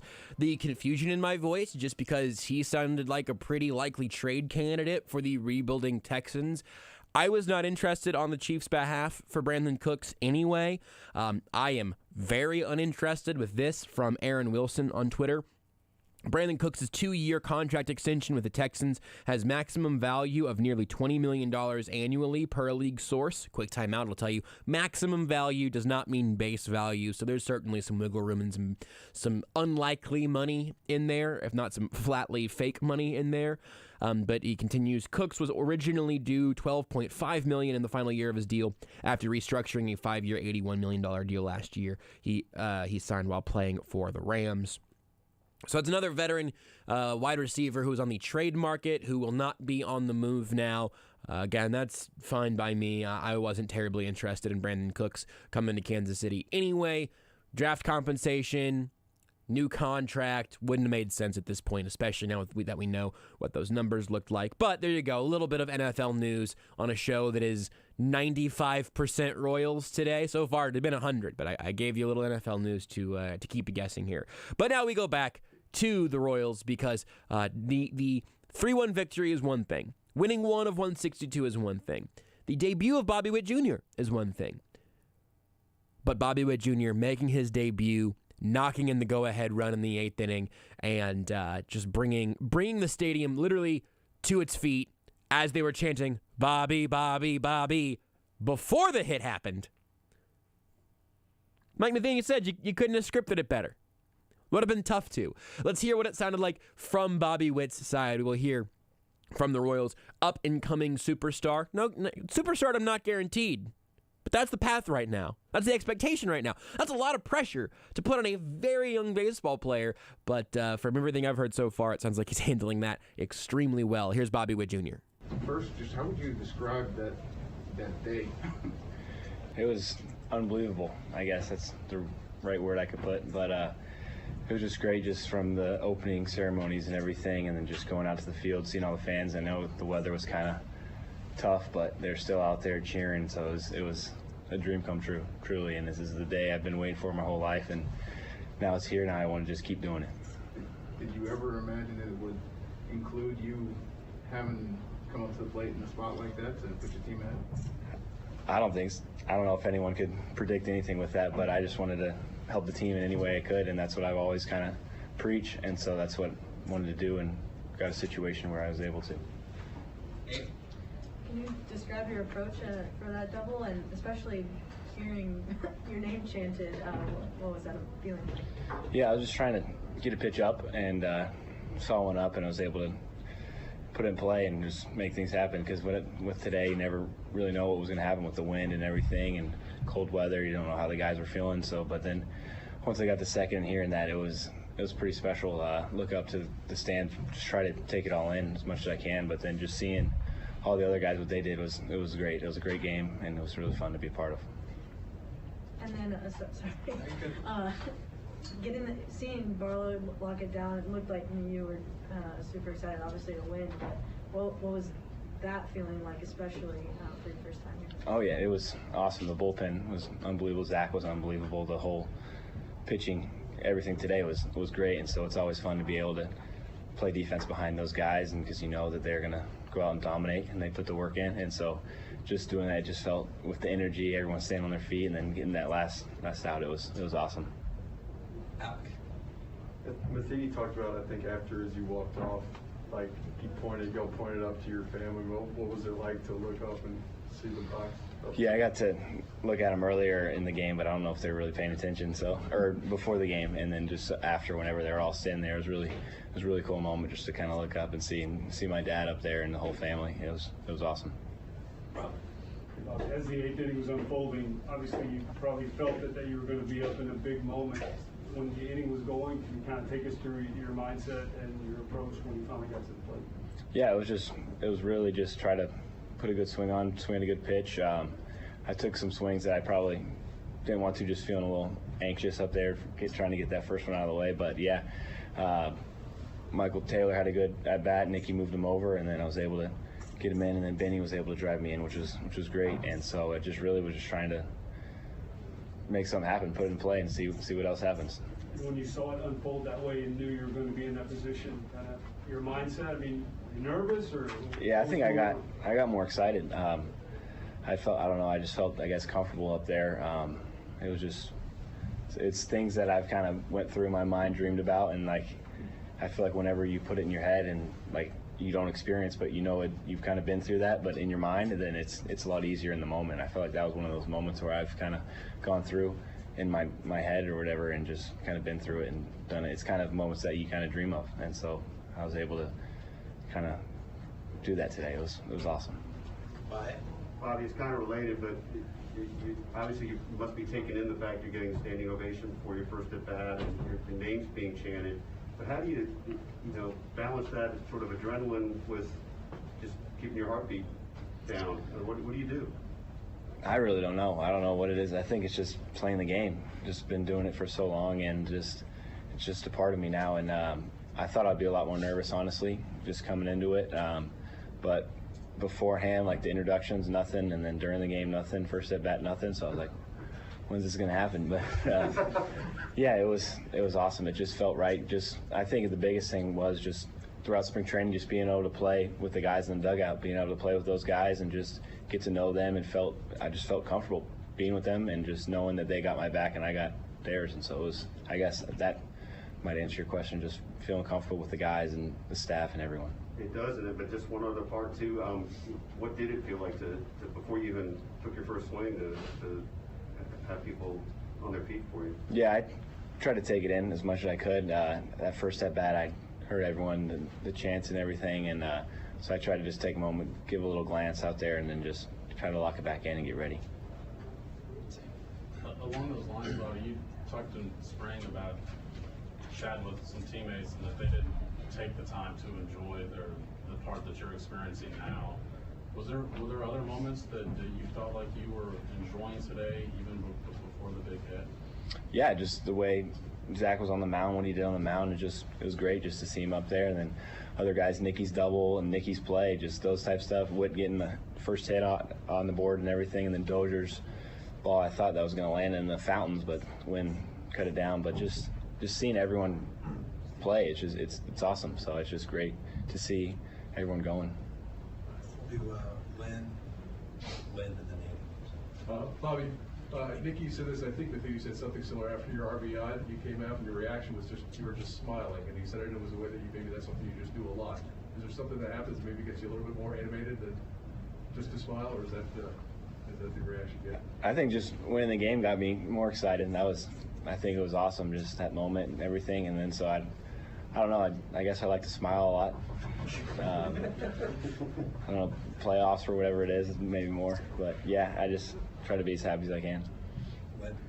Hey, Bobby, I just wanted to ask, and maybe you hadn't heard about this, but I know Gordo was here, and I don't know if you heard that, before his first at-bat, the same thing happened. The crowd gave him a standing ovation. Have you heard any of that story before you had a chance to talk to him? I have not. I kind of just talk about the mental side of the game with him, just what he went through and everything, just trying to learn as much as I can from him. So it's been great to talk to him about that type of stuff, but I never really talked to him about that. But it'd be a good conversation. Was there a big thing you took away from your talks with him about the mental side of the game? He just said, just keep going, keep being you, and nothing really changes. Same game, pretty much. You talked about playing with this infield, and then to see the dugout's reaction as you cruised into second. What does their support mean to you, especially today? It's everything. Just those guys in the clubhouse. That's why I feel like I'm so comfortable out there. Just what they do for me, how they talk to me, how they interact with me. They're not just kind of, oh, he's a rookie, throw me to the side. They're the ones coming up to me, talking to me, and that just shows, I think, not only as the people that we have in the clubhouse, but as an organization as a whole, just what they do for the guys and everything. So I feel like that kind of goes a long way, and I think there's something special in the clubhouse. Bobby Witt Jr. here on Sports Radio 810 WHB. That's his press conference from the podium out at Kauffman after the game. He makes his major league debut. His first hit is an RBI double that puts the Royals ahead. From Stats by Stats on Twitter, Bobby Witt Jr. of the Royals is the only player in the modern era to have his first career hit be a go-ahead extra base hit in the 8th inning or later on opening day.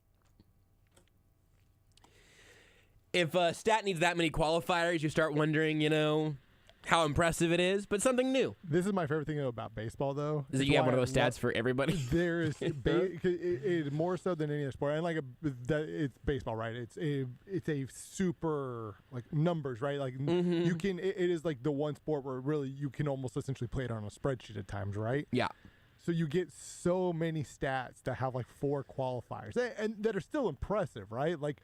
Having your first major league hit, drive in the winning run on opening day is super impressive. It's just you have in the 8th inning. In the 8th inning, right? Okay. It's just all these little. You only get that in baseball. Zach Greinke today was the first player in Major League history to throw 5 2/3 with 1 strikeout, 1 run allowed. It was earned, of course, while throwing 84 pitches and 56 strikes. 20 years or 10 years or longer after leaving the franchise, he pitched that day with. I have a question for you, Josh. I haven't verified that, but I'm pretty sure it's all true. I have a question for you, Curtis, if you're listening. Why do you hate Bobby Witt? Whoa. Why? Whoa. What? Why can't you just Josh? Wait, hold on. How did this turn into me hitting Bobby Witt? Did King Griffey Jr. ever, in his major league debut, get his first hit that drove in the winning run? The go-ahead run. Well, it was the winning run. Right. Just in the 8th inning on opening day for his debut with an extra base hit. He sure didn't. King Griffey Jr., Barry Bonds, Derek Jeter. Well, Barry Bonds cheated, obviously. None of them have ever done that. I was going to say Lou Gehrig. I don't know if that counts modern era. I'm not sure what modern era includes at this point. Barry got to the steroids a little too late to do it on opening day. Otherwise, he would have. This is a joke. I love Barry Bonds. I just wanted to... Hey, Rudy, why do you hate Barry Bonds? See how that feels? It feels bad. Because I think of the children, Josh. As and you mostly should. The adults that he hurt. Because the children really didn't care because we were all screaming, "Go Barry!" Yeah, kids love Barry Bonds because he was a cartoon character who hit dingers. That's a good thing in my book. How do we end up talking about Barry Bonds? Stats? Yeah. Baseball. But yeah, there you go. There's your very baseball-y stat for Bobby Witt. I don't know that... you know what? Here's another stat for you. Courtesy of @JB Brisco and @Stats by Stats on Twitter. By Stats. No player in Major League history has ever had their first career hit be a go-ahead extra base hit in the 8th inning or later on opening day and not hit more than 500 home runs en route to a Hall of Fame career. That's never happened. Bobby Witt, Hall of Famer. Lock it up. You think maybe they'll induct him as an active player, break the 5-year rule, just so he can maybe play with a literal bronzed hat, like from the would sit atop a bust. We do it for coaches in college sports. Why can't we start doing it for professional athletes? Well said. We know which athletes are going to end up in the Hall of Fame. Yes. We know that Patrick Mahomes is going to be in the NFL Hall of Fame. Why do we have to wait? Let him play with the gold helmet. We know Bobby Witt Jr. is going to be in the Hall of Fame. Why do we have to wait? Clearly. Why? Bobby Witt should not be allowed to wear number 7 because his number should already be retired for himself. Well, would he then think about it? Would he then be grandfathered in to his own number? No, it's retired. It'd be disrespectful for him to keep wearing his number. But guys get grandfathered in. Remember Mariano Rivera got grandfathered in on Jackie Robinson's number? Whoa, hold on. You know the whole, you were merely adopted by the dark. That's me with Mariano Rivera. Yo, yeah, you're a big Yankees guy. Don't you, that's not what I said. Josh loves the New York Yankees. That was true for a good portion of my childhood. Especially back in the 70s when the AL, pennant was basically just all the Yankees beating the Royals. Josh I was heavily for the Yankees. I was a huge Yankees fan when 20 some years before I was born. Huge. Fun fact about Josh is that when he watches movies like Star Wars, he roots for the dark side. That's right. Now this has turned out into a Yankees. What happened here? Is it because of my Bobby Witt Jr. Yankees joke from last night? That was a joke. Don't turn this on me. I forgot you made that joke. It was a great joke. Now everybody remembers. That's fine. It was funny. If you're going to shame me, at least do it for the things I said that were funny, not the things that I say that are unfunny. That's the real big, that's the sticking point for me. I hope Bobby Witt is good. Like, I hope he is good, Josh. I hope that he lives up to all this. It'll just be so much fun. Did you not watch the baseball game today?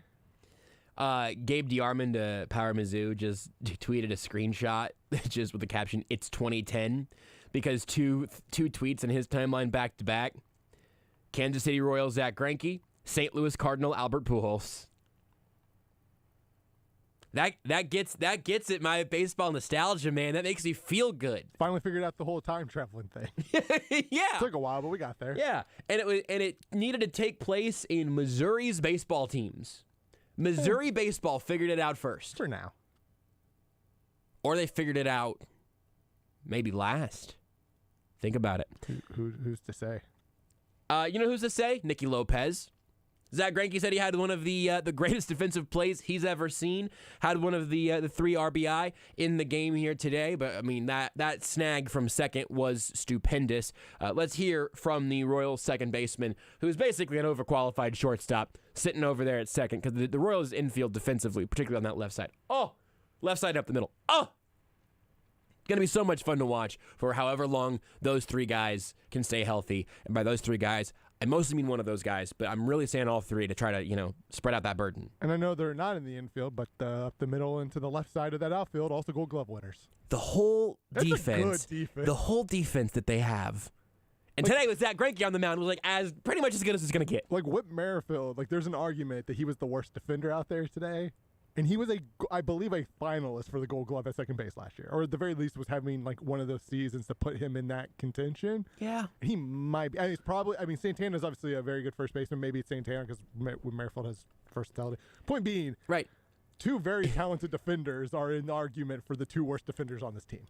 Maybe the worst starting lineup today. Maybe the worst defender in the starting lineup today. The worst. Well, yeah. Oh. Got it. It's Hunter Dozier, but not counting the DH. DHing. The worst defender on the field today for the Royals can literally play 7 positions. Yeah. Think about that. Amazing.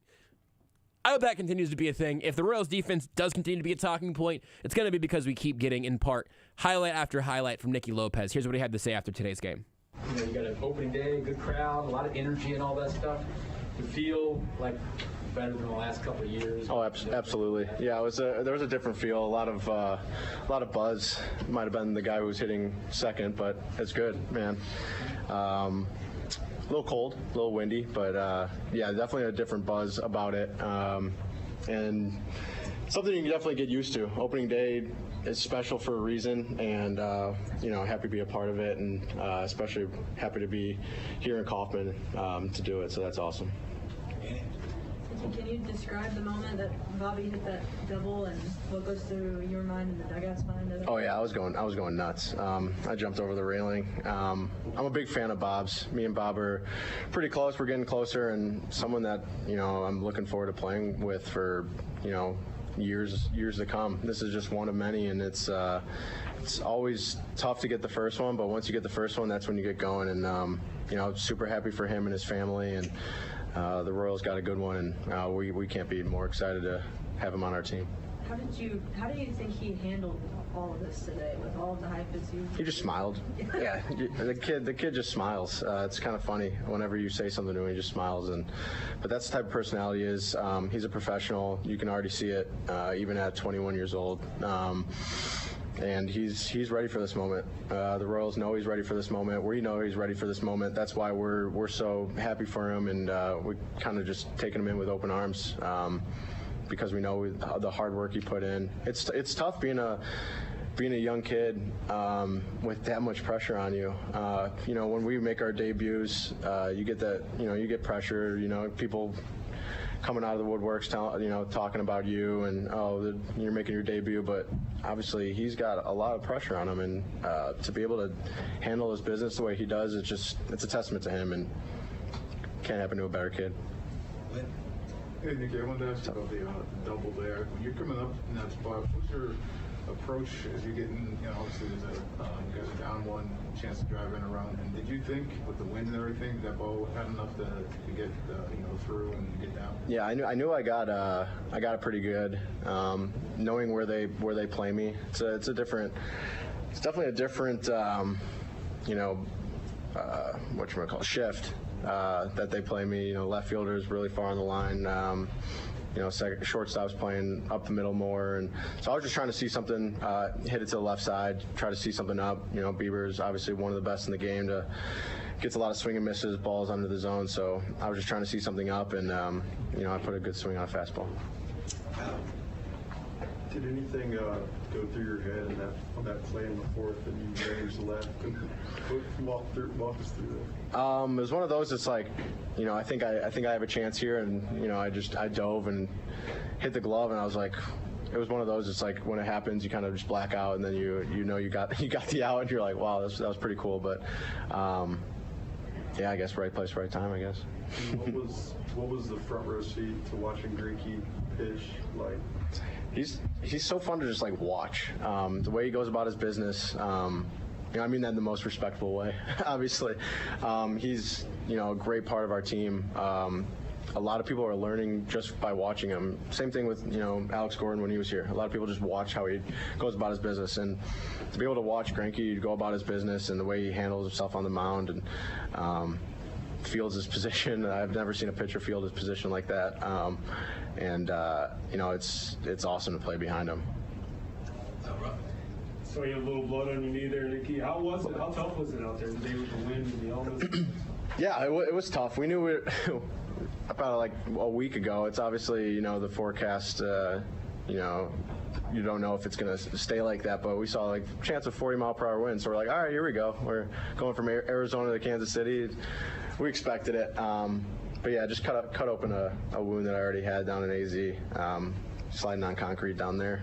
Did you guys, first time in the big league ballpark with the pitch comp stuff, did everything work fine with that the whole time?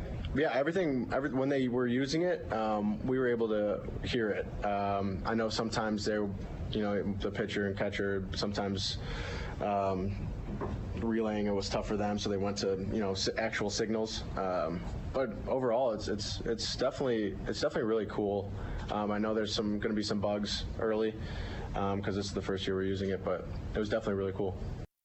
There's Nicky Lopez after the game today. I was hoping someone would ask why he was sliding on concrete in Surprise. I recommend he don't do that. Would also be my recommendation. 2 out of 2 almost entirely sports members agree. Don't slide on concrete, Nicky Lopez.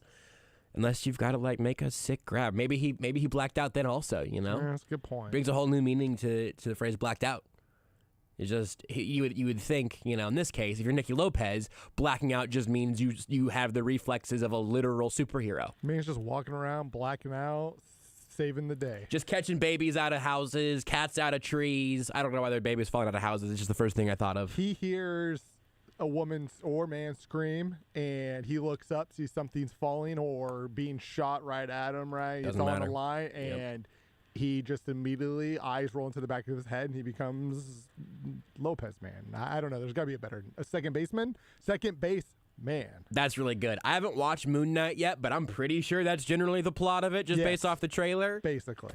He's just... Episode 2 was really good, man. I'm going to watch it probably this weekend. I think you'll like it. I'm excited for it. It's weird. I'm sure it will be strange and that I will enjoy it for partially that reason.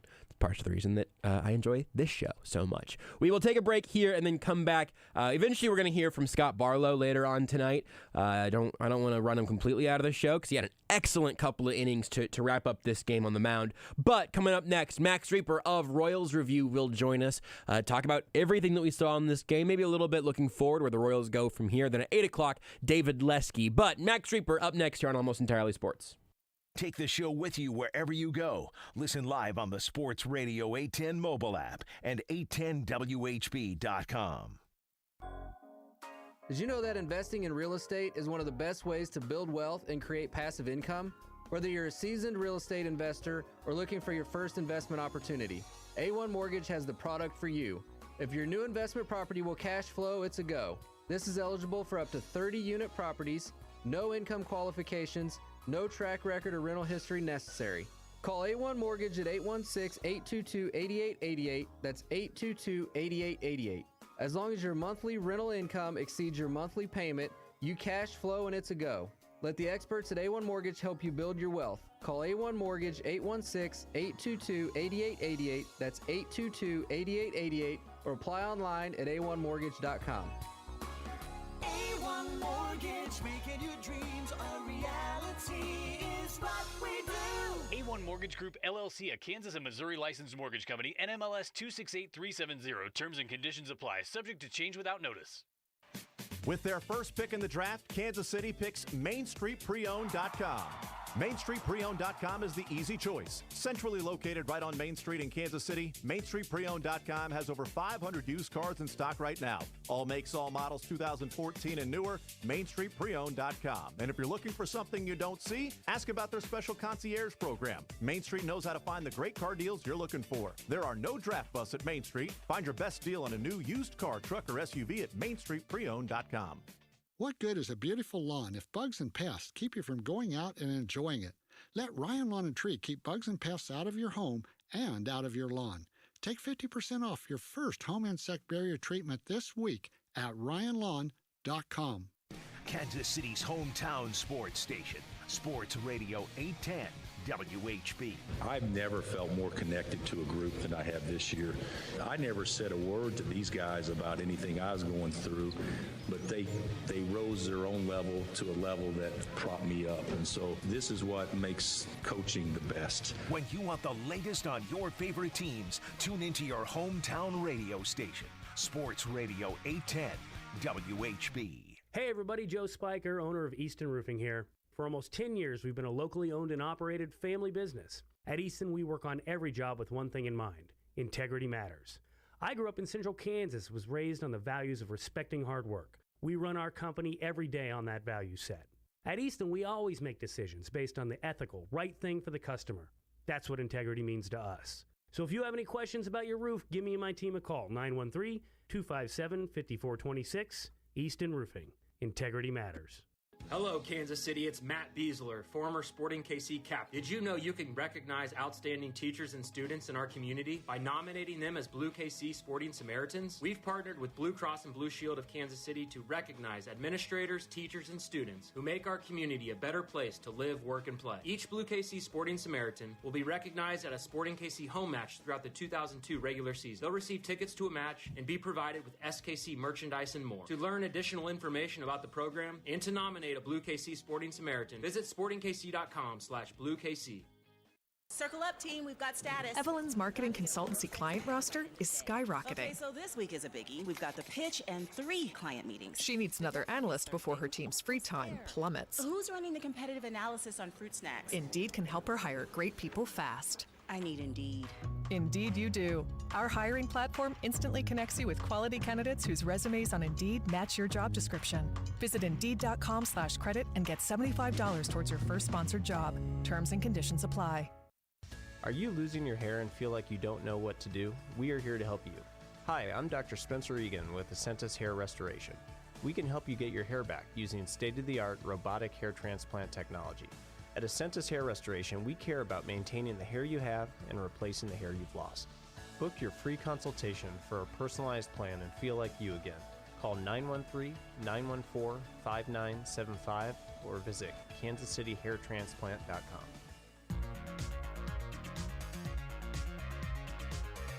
You're listening to Almost Entirely Sports. Let's save baseball. We're in a rain delay. We're in a rain delay during the MLB playoffs. Let's save baseball. Here's how I want to save baseball. Everybody does crack. With Joshua Brisco. Perfect.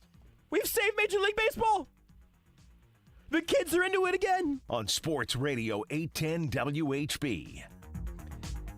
It's been almost entirely Royals tonight. It will continue as such for the foreseeable future. We're joined now by Max Rieper of Royals Review. You can follow him on Twitter at Max Rieper. Follow at Royals Review. Check out everything at royalsreview.com. Max, it has been a very, very good first day of baseball. People are talking about this Robert fellow, this young up-and-coming young gun pitcher out there tonight opening things up for the Royals. He looked good. Excited to see the next decade or so of his development. It's just good vibes all the way around, except for literally outside where the game was played. But that's sort of a different story. Yeah, I think the weather was not cooperating, but yeah, you couldn't have written like a much better script than today. Like you have the old with Zach Greinke and the new with Bobby Witt Jr. And I think a lot of fans probably would have been happy to see those guys out in the field, but for both of them to come out and just and kind of do what they do. I mean, Zach Greinke going out, firing strikes, showing that slow curveball with couple Guardians hitters like way out in front of it. Look like kind of, it wasn't Zach throwing 95-mile-per-hour BBs like he did in 2009, but, you can kind of close your eyes and think about Zach Greinke kind of doing what he did before, giving you a good solid 5 in the third innings, keeping you in the ball game. And then Bobby Witt Jr., terrific defense early on. First up, couple of bats, getting his feet wet a little bit. But to come through like that late in the game, I mean, just tremendous start to his career. And look, if he gets a game-winning hit every single time, I mean, it's going to be a great season, right? I feel pretty good about it. But, great to get him off to a good start. That's going to be really good for his confidence. Not that he really needed a confidence boost, but I think it is, really nice for him to kind of get things off to a great start. And then hey, look, the future's bright for us fans. If we can't get excited about today, I don't know what to tell you. See, that's exactly it. And you even touched on it at the beginning of everything that you could. If you wanted to be a hater today, you could make the point that today's game matters in the standings just as much as whatever game they're going to play on, July 14th or whatever. That's not the point, though. I mean, to start off this way with something that just feels good to start a season in this vein. If Greinke would have gone out and looked like super pedestrian, or if Bobby Witt just goes 0-4, if they lose this game 3-1 instead of winning it 3-1, maybe it wouldn't have changed what the next 2 weeks look like or what the rest of the season looks like, but it would have changed how I feel tonight. And tonight, I feel great about Royals baseball, and it's been a minute since I've been able to say that with a straight face. Yeah, and if you're the Royals, you want to kind of get the city excited about baseball. We're kind of, the Jayhawks fans are fresh off their championship win. The Chiefs obviously dominate right now because they're so successful. So the Royals kind of need, they've got kind of a window here, and you want to get off to a good start to at least capture people's attention, at least until they kind of fall out of the standings. Hopefully, that won't be for a while, but, you need a kind of an exciting start, and I think they gave that to the fans tonight. And, you don't want to read too much out of one game, but, I mean, look at the things we saw today. Bobby Witt, solid defense out there, like I said, and came through in the clutch with, not just a double, but, that's a hard-hit ball. I think it's the hardest hit ball all game by anyone. I think I saw 110 miles per hour on the exit velocity, which is the best ball anyone squared up on all day. Solid outing by Greinke, and then I think the defense was a big difference in the game. Like our defense versus Cleveland's defense, we were making plays out there. Nicky Lopez was, Zach Greinke called it one of the best plays he's seen in his career.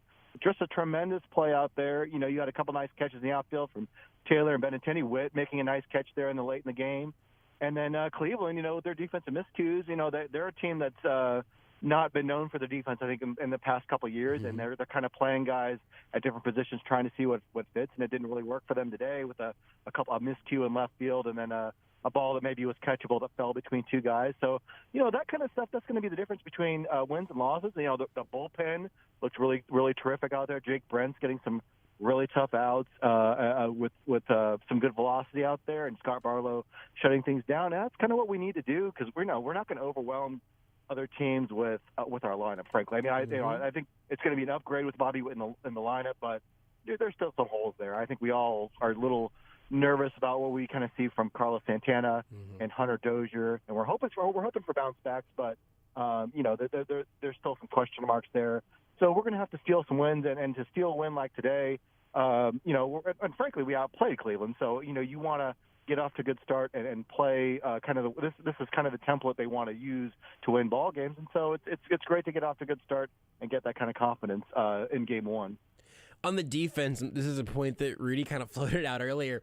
There's a legitimate chance, if you wanted to say that the worst defender at their position today is the guy who could literally play any other position, being Whit Merrifield. Of just like pure defenders at the spot that they're in, and you could probably make that argument for Carlos Santana at this point in his career, I guess, but it's not anybody else in the infield, and Andrew Benintendi and Michael A. Taylor are tremendous defensive outfielders. Like that element of it is one of those things that I don't know if it can get you through a whole season if your lineup can't hit and if your pitching staff implodes, but like you said, in terms of if they're able to steal a couple of wins, that is a remarkable defensive lineup they've got.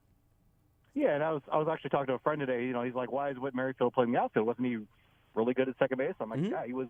His defensive metrics last year, that was one of the best seasons he's had at second base, and he was definitely Gold Glove finalist and guy that probably should have had some strong consideration for the award. And but the thing is, he's got to play right field because they don't have a right fielder, and Nicky Lopez is a pretty darn good defender too. And it's really amazing they were able to move Lopez to second and Whit Merrifield to right, and yet their defense hasn't lost a beat. I mean, and those are two guys that were excellent at their positions last year at different positions. Lopez at short and Witt at second, and yet the defense is still going to be terrific. And now you're adding Bobby Witt to that, where third base was a little bit of a question mark last year, I think, defensively and offensively, with Dozier getting most of the time there, and he's just going to make that defense a lot better. And look, when you have a young pitching staff with Jackson Kowar, Brady Singer, and Daniel Lynch, and Carlos Hernandez, Chris Bubich, I mean that's going to be a huge impact. Yeah. You want guys that can go out and pick it and turn balls into outs. That saves your pitchers not only from in lowering their ERA, but I mean that saves them from having to work long innings where they have to get 4 outs in an inning because the center fielder booted the ball or the second baseman couldn't make a play. So I think that's going to be huge for the development of this team, and it's the Royals kind of getting back to their formula. You have a strong defensive club with a good bullpen who maybe the lineup isn't the greatest in the world, but that's what got them to win. In 2013, 14, 15. 15 was a little bit better offense, but this is kind of the formula. They've seen what works, and this is the template they're following, and they're not there yet. Look, I'm not saying they're going to be a contender and make a run to the World Series, but this is the formula they're following, and so far I think they're at least showing signs that they could be at least with the defense and then I think the bullpen. I think they're on their way to getting back to that formula.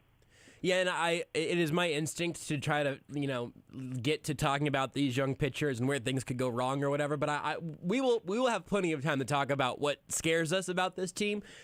I'm forcing myself to go back to the fun and the good feelings that we've gotten today, specifically on Zach Greinke. After the game, I don't know if you had a chance to hear or see his presser, but he said he was hoping to throw more sliders this year, so he went to it a lot today. Said he felt like his curveball today was probably his best pitch, but everything was okay. You mentioned, he's not out there throwing absolute gas with his fastball, but he also just has a ridiculous toolbox. I know you saw the 70-mile-an-hour curve that just the bottom completely falls out of and makes the hitter look foolish with a foot on each side of the plate by the end of his follow-through. Like, the specifics of what Zach Greinke can bring to this rotation and what you saw from him today, what did you get from that, and what are you now hopeful for the rest of the season? What is realistic on the high end? Well, I think he showed today. That's basically what the Royals wanted out of him, right? They want 5 solid innings, a guy that throws strikes, which he did. I think I don't know the exact numbers, but something like 74 pitches, like 48, 49 strikes. It is a pretty high percentage there for him. 84 to 56. He ended up with 84 total pitches. So he was throwing strikes, and that's really all they want is just a guy that can go out there, eat some innings, and. In a small way, I loved his 2009 season. That was one of the most electric seasons when he won the Cy Young Award. But in a way, this is almost going to be kind of more interesting because, like you say, his velocity isn't there anymore. He throws an 89-mile-per-hour fastball. He's got to be more creative in how he gets outs, and to see him kind of throw that 69 loopy, curveball out there, have guys way out in front of it, have the bottom drop out of it. That's a lot of fun to watch. And I think seeing him be creative. It's almost like seeing like an artist at work, seeing how does he get out of this one, let's see what he has in the toolbox to get out of this mess. And it's going to be I think a lot of fun to watch. And look, I don't have any illusions that Zach Greinke is going to be like a great pitcher this year. Like 38 years old, he was, his ERA was okay last year, but he's not striking guys out as like he used to. But if he can be a guy that gives you 5 good innings, throwing strikes, look. I don't think his number is going to be like that much better than like Mike Minor's last year, but Mike Minor, who I'm sure is a nice guy and he's been a solid pitcher in his career, but he would have really frustrating outings where look good for 3 innings, 4th inning would kind of blow up, have a long inning, and you look back and you're like, well, that start wasn't that great. I think Zach's the kind of guy who even if maybe his numbers don't even look that good, you'll go back at his start and you're like, well, he threw strikes, he kept us in the ball game, he worked, looked, he went deep into his repertoire and to see what worked, and I think it's going to be a lot more fun to watch. I think if nothing else, but as a guy that can kind of give you a solid outing every 5 days, I think that's all they're really looking for from him. And so far, I think through one game, that's exactly what he gave you on opening day. Well, and you also mentioned hoping that this bullpen can be something that ends up being a point of strength for this franchise again. Today, after Greinke, you get Brents that comes out and throws some gas and cleans up that and doesn't give up any extra runs out of that whole ordeal. Josh Staumont gets a brief moment, and then Scott Barlow ends up throwing 2 full innings and closes out the 8th and the 9th. I think Barlow is probably the highlight of the bullpen there, but all 3 of those guys come out and charge you something, I'd imagine. Yeah, I think how first of all, leaving Barlow in there for 2 innings, I think that's really interesting out of Matheny, because how managers handle their pitching staffs early on here with that shortened spring training is going to be really important. There's going to be a way to kind of grab some victories early on, I think, just by how managers handle their bullpens. And we saw, they're going to have quick hooks with the starting pitchers. Bieber came out after the 4 2/3 innings this game. You're going to see a lot of that just because of the shortened spring training, but who has the solid, deep bullpen, and what manager is willing to be a little more flexible with his roles, let guys, if he feels like Barlow can go 2 innings, and that's going to be kind of a feel thing where what's their workload right now, how stressful were the innings that he worked, and Barlow, I think the 8th inning wasn't too bad, so he came out for the 9th to close it out and was able to get the job done. A little bit of stress there in the 9th, but wasn't too bad. So I think the way Matheny handles that bullpen, I think is going to be a big deal in April.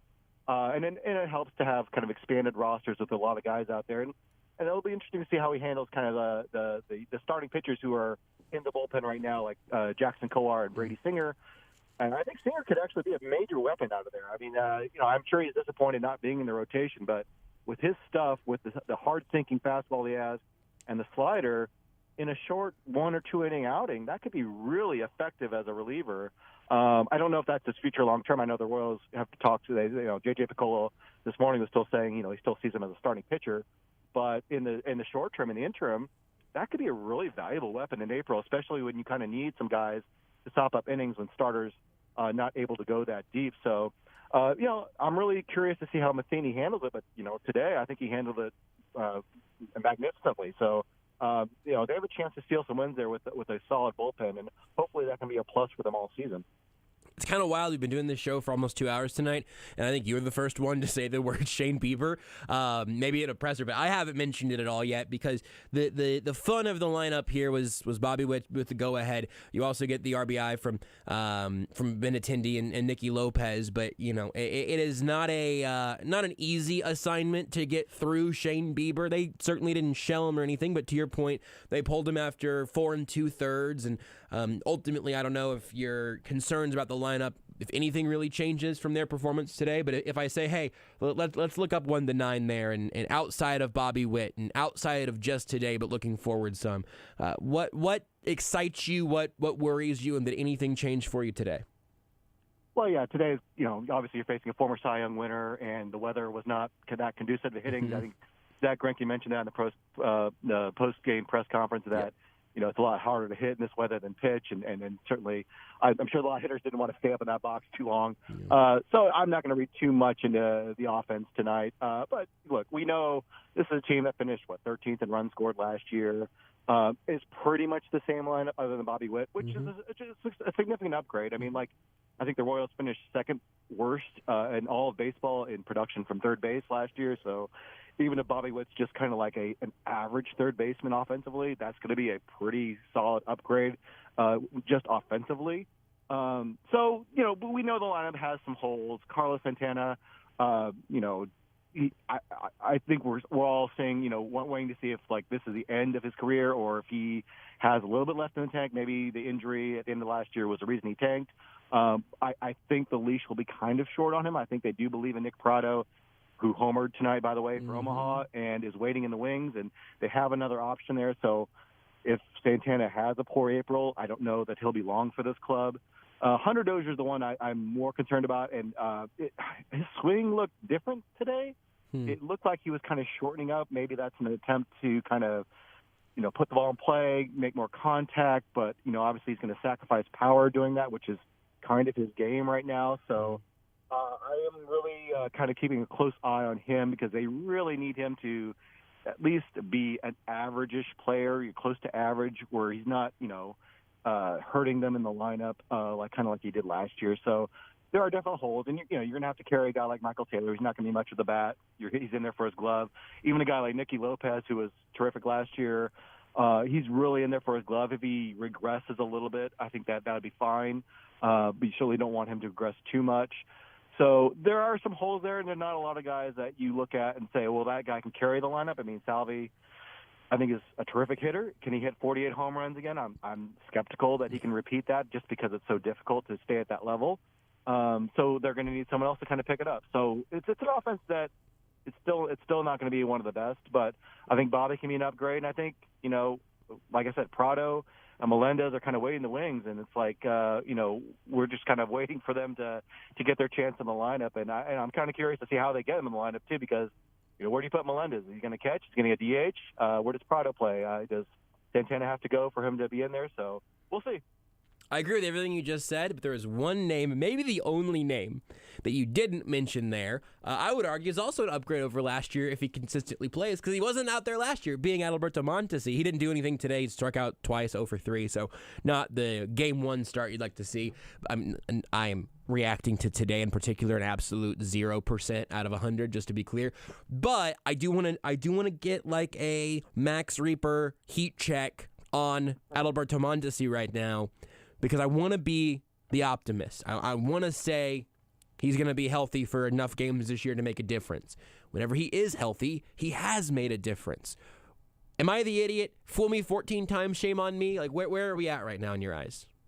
With injuries, I am just done trying to predict guys' injury, because it seems like you could have a guy that's been healthy his whole career and don't think he's ever going to get hurt, and then he gets, some freak injury, and then you can have a guy like Mondesi who's been hurt all his career, and he just puts it all together and has a terrific season. So I don't know. I was a little surprised we didn't have more stories in spring training about, he's in the best shape of his life. Yeah. He's actually had a new regiment where, and there's a little bit of that. I think Andy Rogers wrote a little bit about, okay, he changed his approach, went to the Dominican Republic, they shipped some weights to him. Okay, well, that sounds good, but there wasn't, usually there's some sort of glowing piece like, he's in tremendous shape, he's doing yoga, he's doing all these things to prepare. And we didn't get that, which doesn't mean anything necessarily, but, I guess I raised a little bit of an eyebrow just over that, but who knows? I mean, like, some of his injuries have been kind of freak accidents, like the shoulder injury, and I think it was 2020 where he just dove after a ball and separated his shoulder or whatever. So who knows? But you're right. He can be a difference maker when he's in the lineup. I think more for speed and defense. I think his bat's always going to be kind of inconsistent. I mean, like, he didn't look very good today, which is one game. But he kind of goes through stretches like that where he kind of looks a little lost at the plate. It looks like he's kind of guessing up there. And then he finds a groove, and then just like he's like Mike Trout for 2 weeks. So you kind of have to ride him out and see, okay, well, and hope you get him, keep him healthy enough so they can have those ups and downs, because the ups are they're high, and then the downs are he's going to be not helping you out for a couple of weeks. So you want to keep him healthy enough to kind of ride that wave, and hopefully he can. I'm optimistic about the health part. Whether or not he can be like kind of the 20-30 player that people seem to think he'll be. I don't know about that. Well, I think he can be a league average hitter, maybe with good pop and a lot of steals. And that's all he really needs to be, frankly, to help this team. But let's keep our fingers crossed on him being healthy and staying in the lineup. Last thing for you, Max. You've got one game down, so you've got a really tremendous number of answers for this particular test. But whenever you look at a full season expectation, you do get to cheat off the notes from today. Again, I don't know that 1 out of 162 should change anybody's projections by too much. But what do you think is a reasonable projection for what this team can be this year? Yeah, I still think this is like a team that can win 75 to 80. I mean, they could push for a winning season. I think a lot of things have to go right for them to have a winning season, and some of that has to do with the young guys kind of performing right from the outset, which is not a given. I mean, I think Bobby's off to a great start, but he's gonna have struggles. I mean, pitcher's gonna figure him out a little bit. They're gonna figure out that maybe he'll chase a little bit, or there's certain pitches he can't handle, and he'll have to make an adjustment. So we'll have to see how he handles that. But I think they're a team that could push for 500. I don't think that's that's out of reach at all. The big problem, I think, is the Central Division's gotten better. I mean, Minnesota made a push for Chris Paddock today. They already signed Carlos Correa. Detroit's better this year with Eduardo Rodriguez and Javier Baez. Chicago's still loaded. I think Cleveland is a team that maybe we could pass in the standings. I think they've taken a step back. So I've said this before. I think this is a team that could get better, but you won't see in the standings necessarily. You could see some improvement from guys like Mondesi and guys like Bobby Witt and the pitchers. But because of the division's better and because they still have some holes, maybe they don't have a successful season in the standings. But the foundation will be there, kind of like in 2011 and 12 when the Royals lost a lot of games, but you had Hosmer, you had Moustakas, you had Kane, you had Escobar. You could see the future, and I think that's kind of where the Royals are right now, maybe a year away, but a chance to make some really solid progress this year. Max, I appreciate you. We'll talk to you again soon and continue to catalog Bobby Witt Jr.'s path to Cooperstown. Appreciate it. Sounds good, man. Yeah, have me on anytime Bobby Witt has a game-winning hit. Okay, well, I'm going to put you down for 161 more appearances on this show. That's Max Rieper of Royals Review. You can follow him on Twitter at Max Rieper, at Royals Review, and RoyalsReview.com. Also a place you can see David Lesky's work from now and again. We'll talk to him next. You are listening to Almost Entirely Sports with Joshua Brisco on Sports Radio 810 WHB. Hey, it's former Jayhawk Greg Gurley. Kansas fans and alumni are in every city and state we play. If your favorite Jayhawk fans are missing home, send them some Joe's KC Barbecue. Nothing beats home court and championship barbecue on game day. Joe's will ship anywhere in the U.S. It's easy to reheat, and it tastes just as good at home as it does at Joe's. You can ship all of Joe's favorites, like ribs, brisket, burn ends, and even the famous Z-Man. Ordering is easy, and it's just a few clicks away at joeskc.com. Hey, this is SSJ here to share some window wisdom with you. straight from the experts at Window Nation. You know, spring brings some wild weather changes. On warm days, you want to ease open your windows, but on cold nights, you need to seal them up tight. If your old windows are sticking or drafty, they're not just a pain to operate, they're costing you money. Get your degree in savings during Window Nation's spring break sale. Get 2 free windows for every 2 you buy, for as many as you need, and make no down payment and pay no interest for 24 months. 2 full years, no payments. Just call 866-90NATION or visit windownation.com. They've installed over 1 million windows in over 125,000 homes, saving customers over $60 million in energy costs. Call Window Nation, 866-90NATION, or go to windownation.com. Buy 2 windows, get 2 free, plus no payments and no interest for 24 months. Visit windownation.com now. Window Nation, the perfect fit. Patients like Heather haven't felt this good in years, thanks to natural biologic treatments from QC Kinetics. I have really bad arthritis in my right hand and my shoulder. Both would wake me up at night because they would hurt so much. Since I've been going to QC Kinetics and had the treatments, I'm already seeing such a difference. My pain level is just almost gone. If you have chronic joint pain and are tired of using steroids and drugs and really want to avoid surgery, call QC Kinetics to learn more about how natural biologic treatments are giving patients lasting relief. Oh my gosh, why did I wait? This is so great. Especially the way things have been going these days, things that you took for granted, we haven't had the option to do. And now I want to do them. I want to go out. I want to go for walks. I want to go hang out with my kids. And I don't want to be hurting. Don't wait. Call now to learn more about regenerative restorative treatments that help your body heal itself. Call QC Kinetics. 816-412-6299. That's 816-412-6299. QC Kinetics. 816-412-6299. If you're interested in building a great career, the Missouri Army National Guard is interested in you.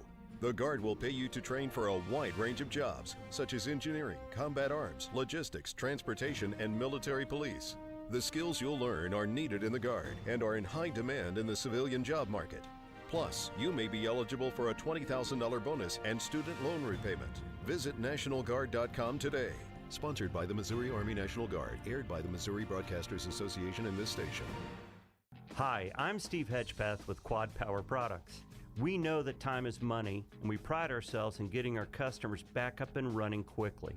At Quad Power Products, we can duplicate your hydraulic hose assemblies while you wait, in most cases getting you back out the door in 15 minutes or less. We have an excellent inventory of hydraulic hoses, quick couplers, and adapters, and we pair it with the best customer service. Come see us today, Quad Power Products on Hickman Mills Drive, just south of the Triangle in South Kansas City. When our Shane Company diamond buyers travel overseas to examine diamonds, they have everything they need to select the most beautiful stones.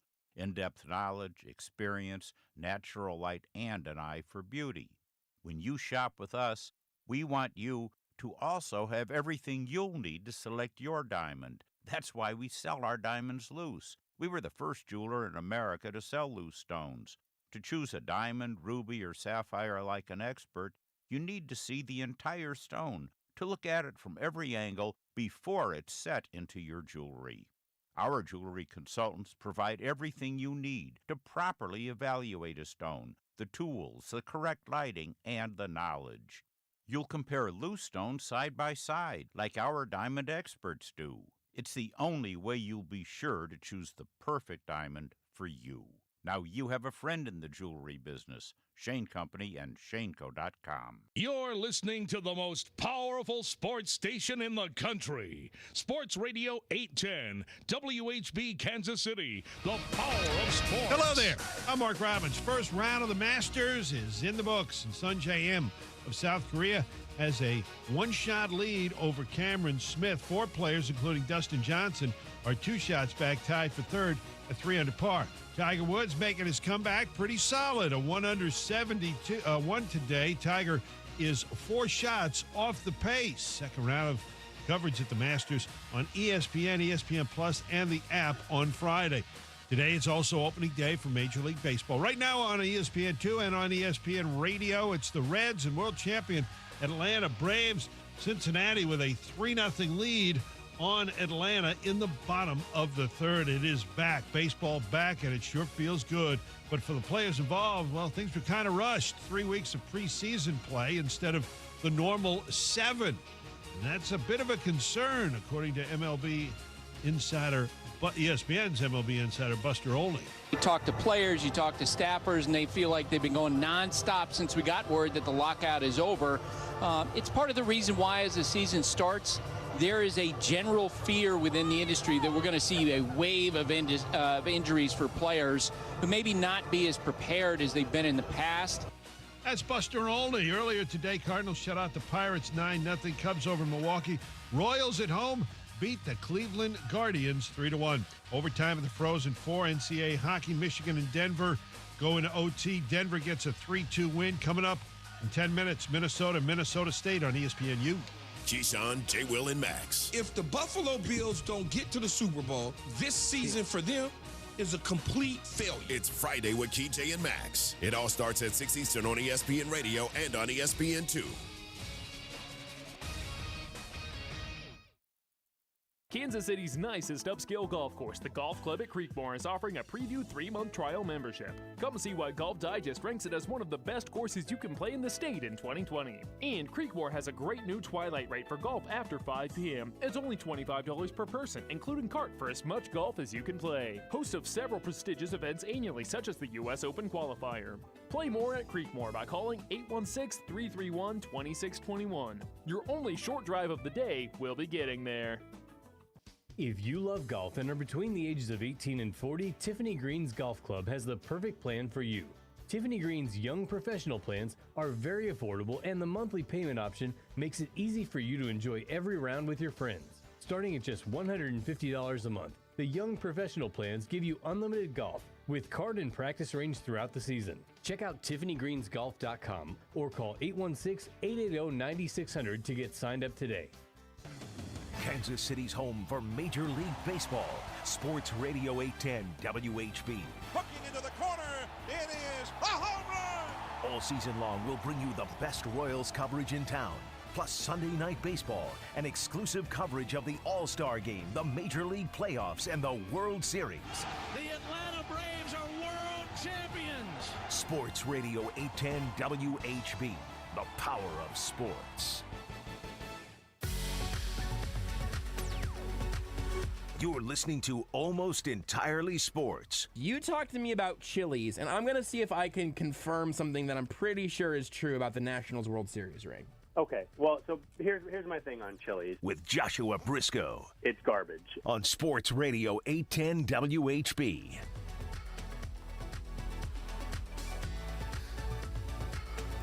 We're going to confirm this because Rudy just passed this along to me. That voice you heard in the liner there is our current guest here, David Lesky. You can follow him on Twitter at DBLesky. Check out Inside the Crown. It's a Substack, insidethecrown.substack.com.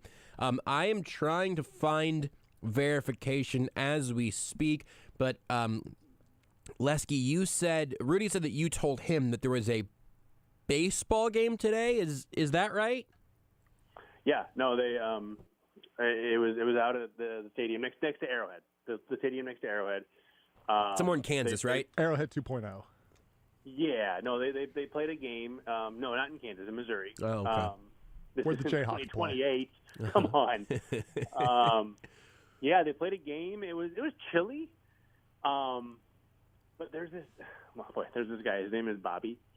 Still making Bobbies? He got, yeah, just Bobby. He got the game winning. It was a nice moment. I think his dad was there, so I think his dad brought the orange slices. Good. Well, that's nice. Yeah. Well, you got to stay healthy. Right.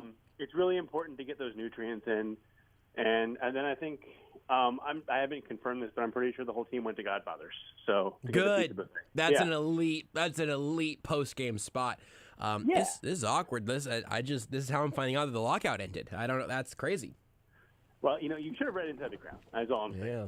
I mean, I'm subscribed, but they show up. It's like a routine for me whenever they show up in my inbox. Just the pleasure I get from just hitting the little delete button is just so fulfilling. Can you at least read it? Can you at least open it and scroll and then delete? Yeah, that helps your stats. Absolutely. Yeah. Thank you. I appreciate it. I do. Listen, we're having a lot of fun here. I do read Inside the Crown on a regular basis. I retain virtually none of the information, but that is completely a me problem and not a you problem. That's why you have me on, so then I can just regurgitate it. Yes, yes, that's right. It's like, well, Lesky, I was reading somewhere that blah, blah, blah. And you're like, yeah, I wrote that like this morning.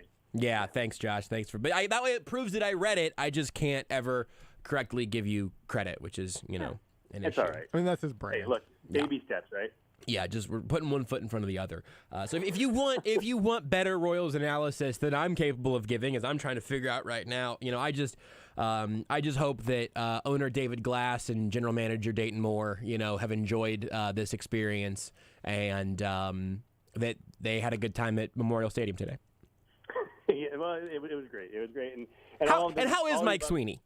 He went 3 for 5 today. It was great. Wow, 5 at-bats. Allard Baird also was there, and I think Kirk Robinson too. So it was a party. I did see some tweets about the defense. Apparently, Frank White out there still flashing that leather. Love to see it. Yeah, he had a nice play. Kevin Teitzer at third made a nice play too. Yeah, good for him. Kind of in the shortstop spot. So it was a good game all around. He's terrible at the bat, but man, that Tony Pena Jr.'s got a glove. He's got a glove. Is Trey Hillman still sitting on the bench in the clubhouse still? In spirit. Where's Coco Crisp? We could do this. We could definitely play fun Royals names for a while. I think Coco Crisp is tough to beat. I just read something about Coco Crisp. I feel like I don't know if you remember. It's got this, magical flavor for children. Exactly. Carl Crawford, bought a bookstore. Do you remember this? You remember Carl Crawford from the Red Sox and Dodgers?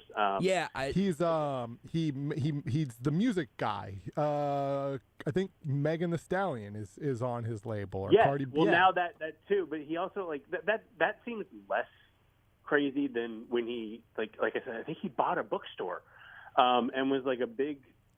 I don't know what the word is, but a bookstorian, we'll call it. Bookologist. Bookologist, bookstoreologist. And I feel like Coco Crisp did something like that. Not exact. I don't know what it was, but this is well researched radio. Is what I'm getting at. I'm gonna go ahead here and look through the post MLB section of Coco Crisp's Wikipedia. He's the manager of the Mahoning Valley Scrappers for the inaugural season of the MLB Draft League. That was announced in April 2021. That's less fun. Maybe I was wrong. Color analyst for the Oakland Athletics Radio Network. Nah, boring. Bench coach for Cerritos College. No, maybe. Look, I was wrong. Here, no. You got it. Here it says murdered the Trix rabbit with a baseball bat. Yes, thank you. Crazy that the cereal wars got so violent. Boy, I wonder if anybody's still listening to this show. Let's talk about the baseball game that happened today, Lesky. This was a great bit, and I'm glad we did it for 5 full minutes. But that's about as long. We've been talking for years. That feels like decades. That eventually this show is going to talk about Bobby Witt Jr. And gosh darn it, pardon my language, but we can do that now. It was wonderful. Dag nabbit, let's go. Dag nabbit, let's go. Talk to me about Bobby Witt. That's the question. He was good. He was good. No, it's funny. I've sat down to start writing tomorrow's newsletter, and it's one of those things I got to remember how to do like a day after a game newsletter because it's been 6 months. Been a minute. It's been a while, yeah. And one of the things that I noticed, I was looking through his plate appearances, and his first plate appearance, Shane Bieber throws a slider way low and away, and he just flails at it. It was not a good swing. Should never have swung. It was very clear that he was ready to swing no matter what in his first big league at bat. Okay, that's fine. I get it. Then he flies out on a mistake that I honestly think if he gets that mistake again in a month, it's a double to the gap. And look, today's weather may have impacted that too because it was crazy out there. Second at bat, he gets his slider to start off, and it was a little bit better, but he swung and missed, whatever. Third at bat, this is where I got excited about it. And it's just like the stupid little details of the game that I think like 7 of us get excited about, but I'm one of them, and so that's okay. Yeah. Tristan McKenzie starts him off with a fastball. He took it. It was his first pitch fastball out of 3 at-bats. Then he got a fastball that was not a strike, that was called a strike, so it was 0-2. And McKenzie throws a slider about in the general vicinity of where that first slider was. And on an 0-2 pitch, McKenzie's got a good slider, he spit on it. And when I'm looking at that, and I was at the stand, so it was harder to see that in the moment. But looking at that just from the bird's eye view that I'm now looking at it in, that's a really impressive adjustment over the course of like an hour and a half in the middle of a big league game. And that's the sort of thing that, I mean, I hate to say you don't see it in the box score because that's such a cliche thing to say, but you don't. Yeah. You don't. It doesn't show up. But, like, that's why he's going to be great because he learns from at bat to at bat. The good players learn game to game. The best learn, like, pitch to pitch, at bat to at bat. And in his first big league game in a stadium that was just nuts for him, he laid off a slider that if that sequence had happened in his first at bat, he would have struck out. And by his third big league at bat, he laid off it. Eventually, he ended up just hitting an absolute blister to the shortstop, and it was 110 miles per hour off the bat. It was a ground out, so it was a rocket. But that to me, like maybe even more than the double, is one of those things that you look at and you're like, he's going to be good. This is fine. He's got no problem here. So that was really impressive to me. I think that's great. I love something that's we've been like excited and having fun around the results this whole time, but something in the process there that makes you go, oh, here's something that isn't just the go ahead RBI that makes me believe that he's going to be excellent for a very long time. Like, and that growth is going to continue. It is wonderful. And I think just then, and obviously this is obvious, but like you mentioned all the adjustments through 90 minutes. Like we see Mike Trout, right, do that on a regular basis, but like he's Mike Trout. He's been in the league. To do that in your debut when people are chanting your name every time you so much as become an eyesight of anybody, it's wildly impressive. It sounds a little bit. It sounds a little Patrick Mahomes-y, honestly. That particular trait. Yeah, I mean that truly was my first thought. Was this is the sort of thing that Mahomes figures out and Bobby Witt figured out, and now they're both here and they get to play next door to each other for a couple years at least. But for a while, yeah. Not because one's leaving the city, because the stadium is going to move. All right, calm down. But yeah, I mean it was that to me in the moment the double stood out obviously because like 2 outs, bottom of the eighth, tie game. I mean that's a tough.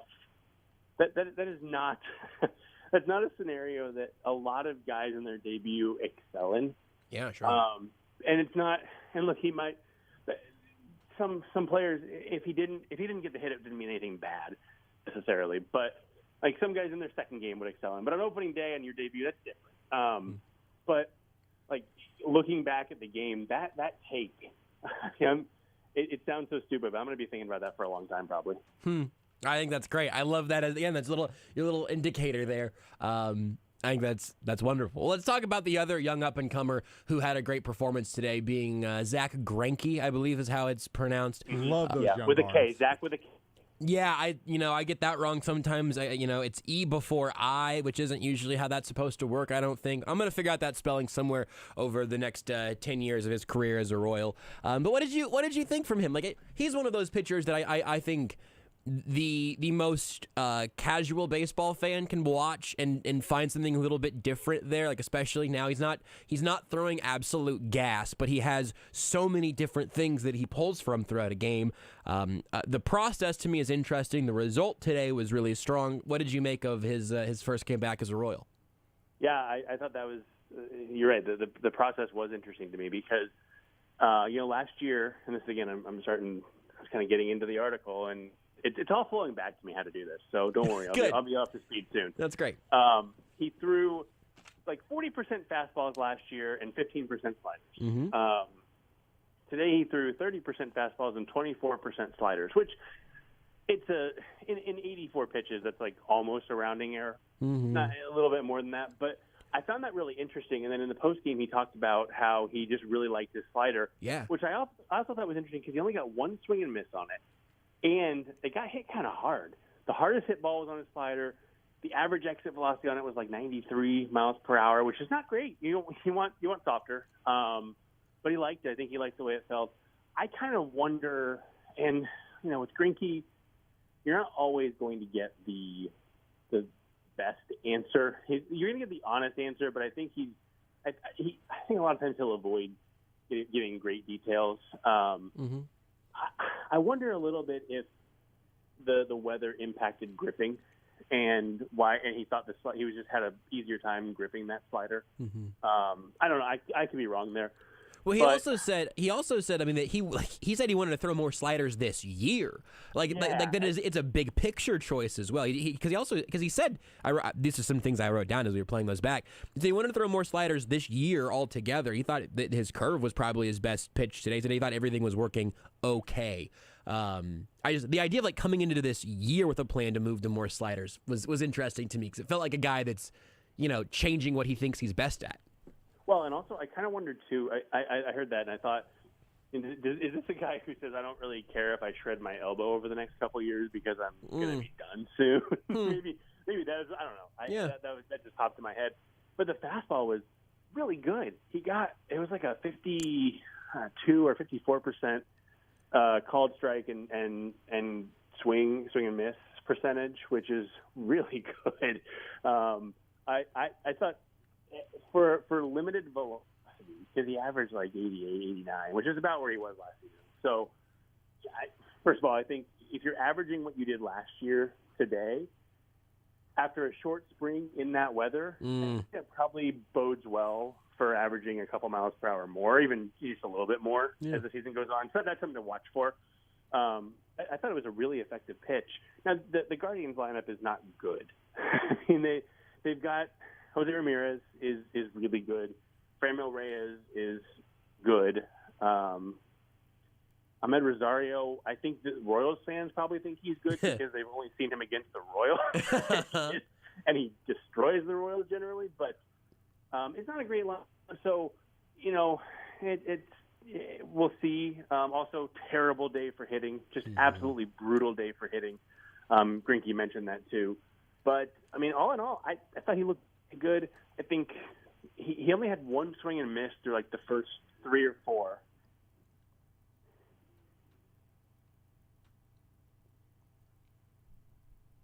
What am I hearing?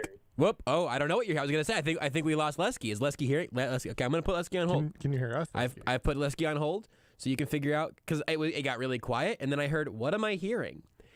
Which is, did the board shock something? Did a button get pushed in? It wasn't. Sometimes Rudy's a very electric person, like static electricity speaking. And so I'm wondering if Rudy's pure electricity, has launched a button or something that I didn't touch the board. Knocked, but sometimes you don't have to. Sometimes you just bump a butterfly in South America, and all of a sudden our board flips a switch. That's fair.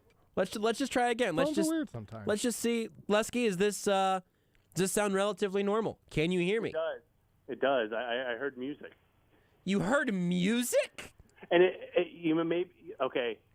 Maybe this is like that Scrubs musical episode, and I hit my head, and I hear everything is a musical. But great episode of a great TV show. Do you smell burnt toast? I smell eggs. Am I having a stroke? Is that someone making eggs around you?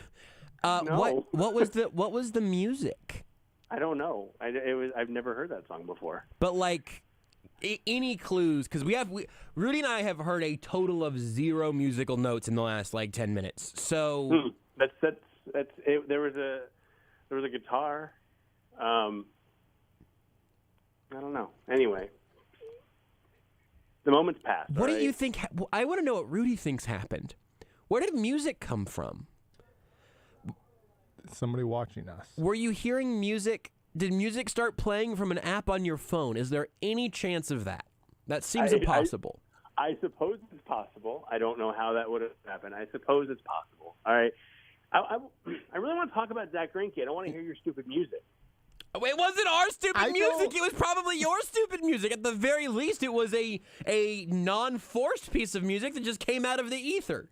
I want you to talk about Zach Greinke. I didn't open this up by saying talk to me about music. All I'm going to quickly say is I don't think it was from us, but also there's a lot of things I don't understand about this building, so you never know. Ghosts live in that board. I mean, there's always a chance, but whatever. It's fine.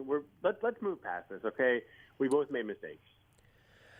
Yeah, I'm not sure I'm willing to give you that one, honestly. I feel like I might just fight over this for a while and just to prove that the only mistake that I'm going to make is not letting this bit go. Well, I think that is a mistake. Yeah, fair enough. But I appreciate it. I appreciate your commitment. Are you sitting down? I don't want you to have a fall. No, I'm standing, and if I fall, I feel like if I'm sitting and something happens, you won't know about it. So I should stand so you can hear the thud if I fall. That's actually smart. Do you have a life alert? Yeah, I'm older. Okay. So I when I hit my upper 30s, I got a life alert. That's important. Speaking of upper 30s, Zach Greinke's curveball is around there. It was good.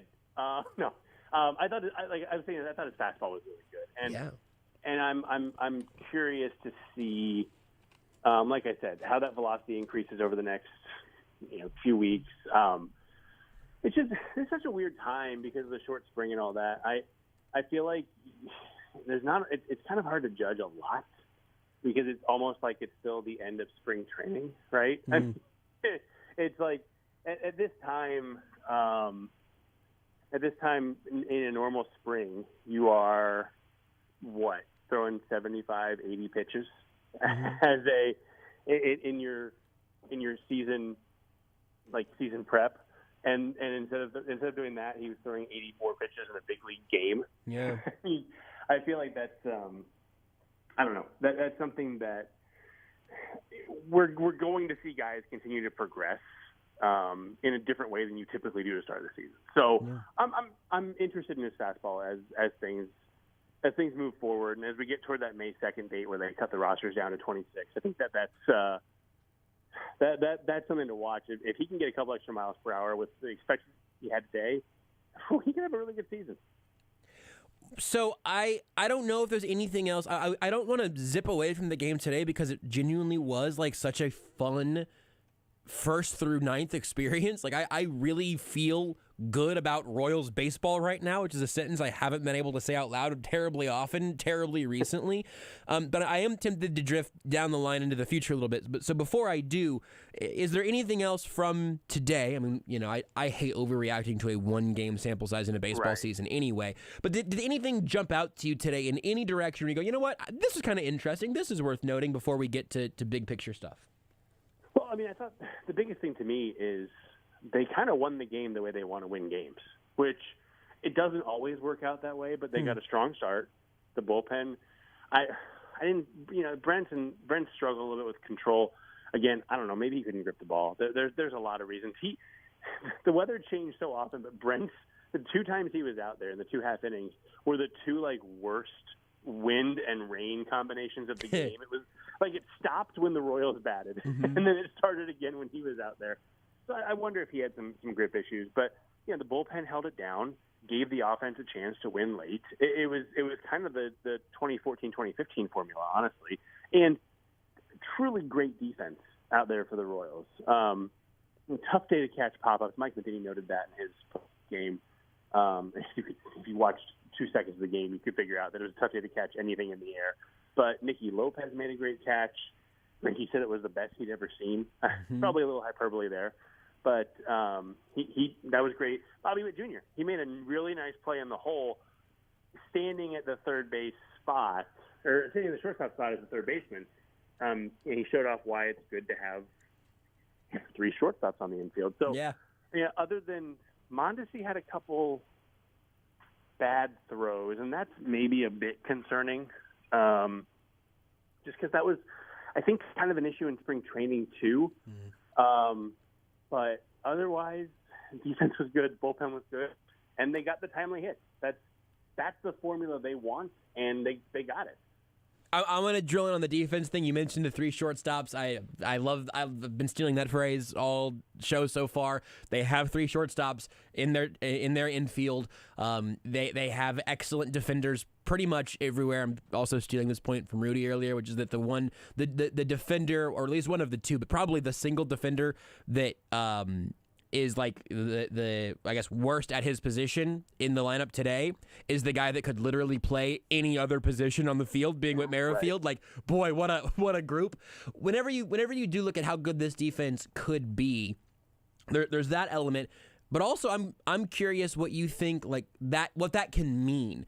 We talked to Max Rieper. He made the point of what that can mean for the young pitchers that are going to have a defense behind them that they can trust. What does that mean in terms of number of games that you can win by more than if you just had an average defense? How the Royals got to this point, all of those things. However, you see them tying together.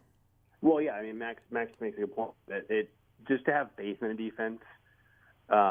I think that there's a lot to that. I think in maybe a bigger picture, Kauffman Stadium is a big stadium. It's a hitter's park, but bad for home runs, right? Mm-hmm. I mean, I think people mix those two things up. You can't hit a home run there, so it's a pitcher's park. No, because there's so much space that there's so much space for balls to drop. But if you get outfielders who can go get it, infielders who can stop ground balls from getting through, all that, suddenly, and this is, like I said, this is a bigger picture, but you can get some guys who maybe are coming off a bad year that want a one-year deal to rebuild some value. Where better to rebuild value than a spot where everybody behind you is going to catch the ball and nothing in the air is going to go out of the ballpark? And obviously it's a bit hyperbolic, but it's true because, yeah, if you want to rebound, if you're trying to think of a guy who had a rough year last year who signed a one-year deal, I don't know, who doesn't matter who it is, but you can get some talented pitching on a one-year deal if you need it. And kind of figure things out along the way with that kind of defense. So it's good for that. It's good for the young pitchers to be able to get the ball, to be able to throw strikes and not worry about the ball falling in. I mean, I think part of the Royals' control problem is that they weren't confident in the defense sometimes. Not last year necessarily, but in the last few years, their defense has fallen off since the glory days of 14 and 15. And that's a huge, huge help. And the obvious of they just get more balls. I mean, they stop more hits. They turn more hits into outs. Mm-hmm. And I don't know what the number is going to be this season, but I mean, you look at the defensive run saved from the first half last year to the second half, and they were I forgot what the numbers were, -18 and plus 35 or something like that. And that's a lot of runs to save. If 10 runs is a win, well, 35 is 3.5 wins. If they can double that over the course of a full season, that'd be a lot.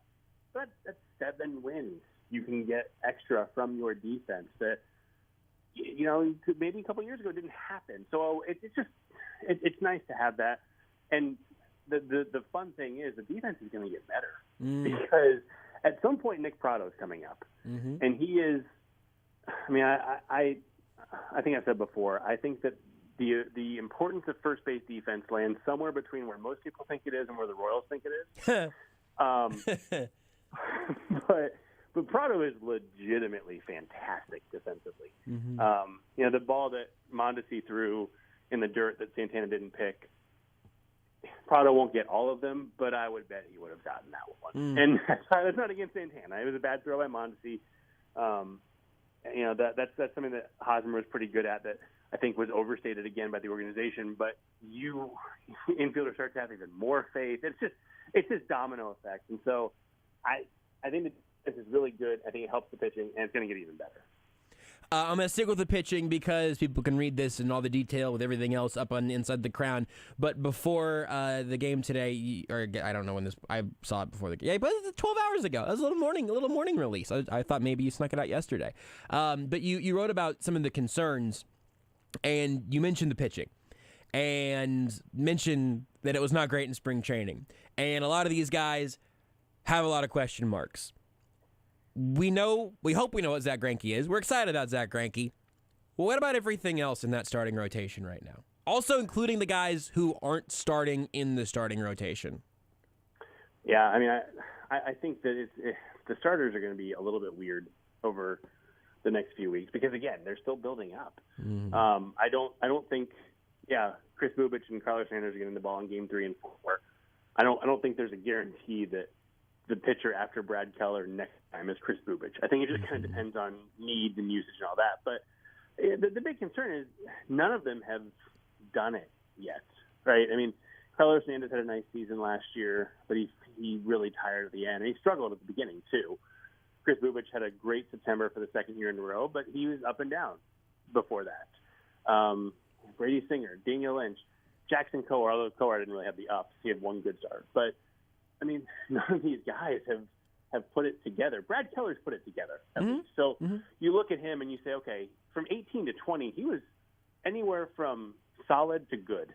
And so you feel like, okay, I don't have as many questions about him. I do want to see how he bounces back from a tough season. But he's actually done it. But none of the other guys have actually done it yet. So there's a concern there. And there were some struggles in Arizona. The short spring made things so hard. I think it was today I mentioned, like, something like 13 pitchers had more innings last year than the pitcher with the second most innings for the Royals this year. I mean, it was just such a short spring, and there were so few innings to go around that it kind of got to a point that the sample is already too small in spring, and it was even smaller this year. Scott Barlow threw 4 innings in the spring, 4 outings. I don't know if he threw more, but he threw 4 times in the spring, and then he comes up today and throws 2 innings. Like, yeah. Who knows how ready they actually are? I think Stalmont threw 3 times. I mean, Greinke made 2 starts and then 1 against minor league team in surprise and on the backfield. Brad Keller, I think, threw twice on the big league field. It's just there's not a whole lot to go off. So while the numbers were bad, it's also tiny sample, and if they have a bad second start in spring, usually they have 4 more after that, and they just didn't. So it's more incomplete, more like an incompletion than really being concerned. But it's at least something you want to follow because they did struggle. I did think it was interesting that, and I included Joel Payamps because at this time I didn't know who was going to be on the roster yet because the Royals wait until the very last second to release anything ever. Right. It's their thing, and I commend them. They commit to a bit also, and that's their bit. But of those guys, including him, the pitchers they went north with had I think it was an 8.2% walk rate, which is pretty good. I mean, that would have been in the regular season like 20 or like 7th best in baseball. In spring training, I think it was like 14th best. There are some hitters swing on 3-0 in spring training, which they wouldn't do in the regular season sometimes. So there's some things that limit walks naturally, but I thought that was encouraging. But again, we're just going to see how this shakes out over the next few weeks, and I think by the time those rosters come back to 26, that's going to be where pitchers normally are on opening day, somewhere around there. So we'll have a better answer soon, but it's, like I said, kind of incomplete right now. You also have a very fun list of predictions that people can go read. I don't know that any of them have changed after one game. I believe they're all still relevant at this point, unless you want to just... I'm off on all of them. I think that Bobby Witt Jr. will no longer win a Gold Glove. He's going to be demoted to A-ball. Oh, wow. By Monday, I would assume. I was going to say that my only one that I would change would be that Bobby Witt is going to hit no fewer than 65 home runs. Well, see, I don't know. He didn't hit a home run today. Yeah, but he spat on that slider, though. He did, and that's exciting. I think if you want to maybe convert some home runs to doubles, because I had a home run in my head today, not a double, and then it was a double, not a home run. So, I mean, kind of a bum, but whatever. Hey, if people like game-winning doubles, more power to him, I guess. And you did have I think you did have a typo here with his average where clearly your finger slipped and hit 2 for 283 when you actually meant to hit 8, which, an 883. I know that he can't have many outs at all the rest of the season from this point on, but I don't expect him to, frankly, with how quickly he's learning. It's like a dinosaur in T-Rex, or like T-Rex in Jurassic Park. He's learning too quickly. You're right. I'm going to turn the site over to you because I think that your readers will love that. I'm sure. I'm shamed right now. You're right. Can you at least add Bobby Witt Jr. will have 0 strikeouts because he is on pace for that. You're right. He's on pace for 0 strikeouts. Also 0 walks. Yeah. The sabermetric crowd won't love that. But no. Don't need to walk. You don't strike out.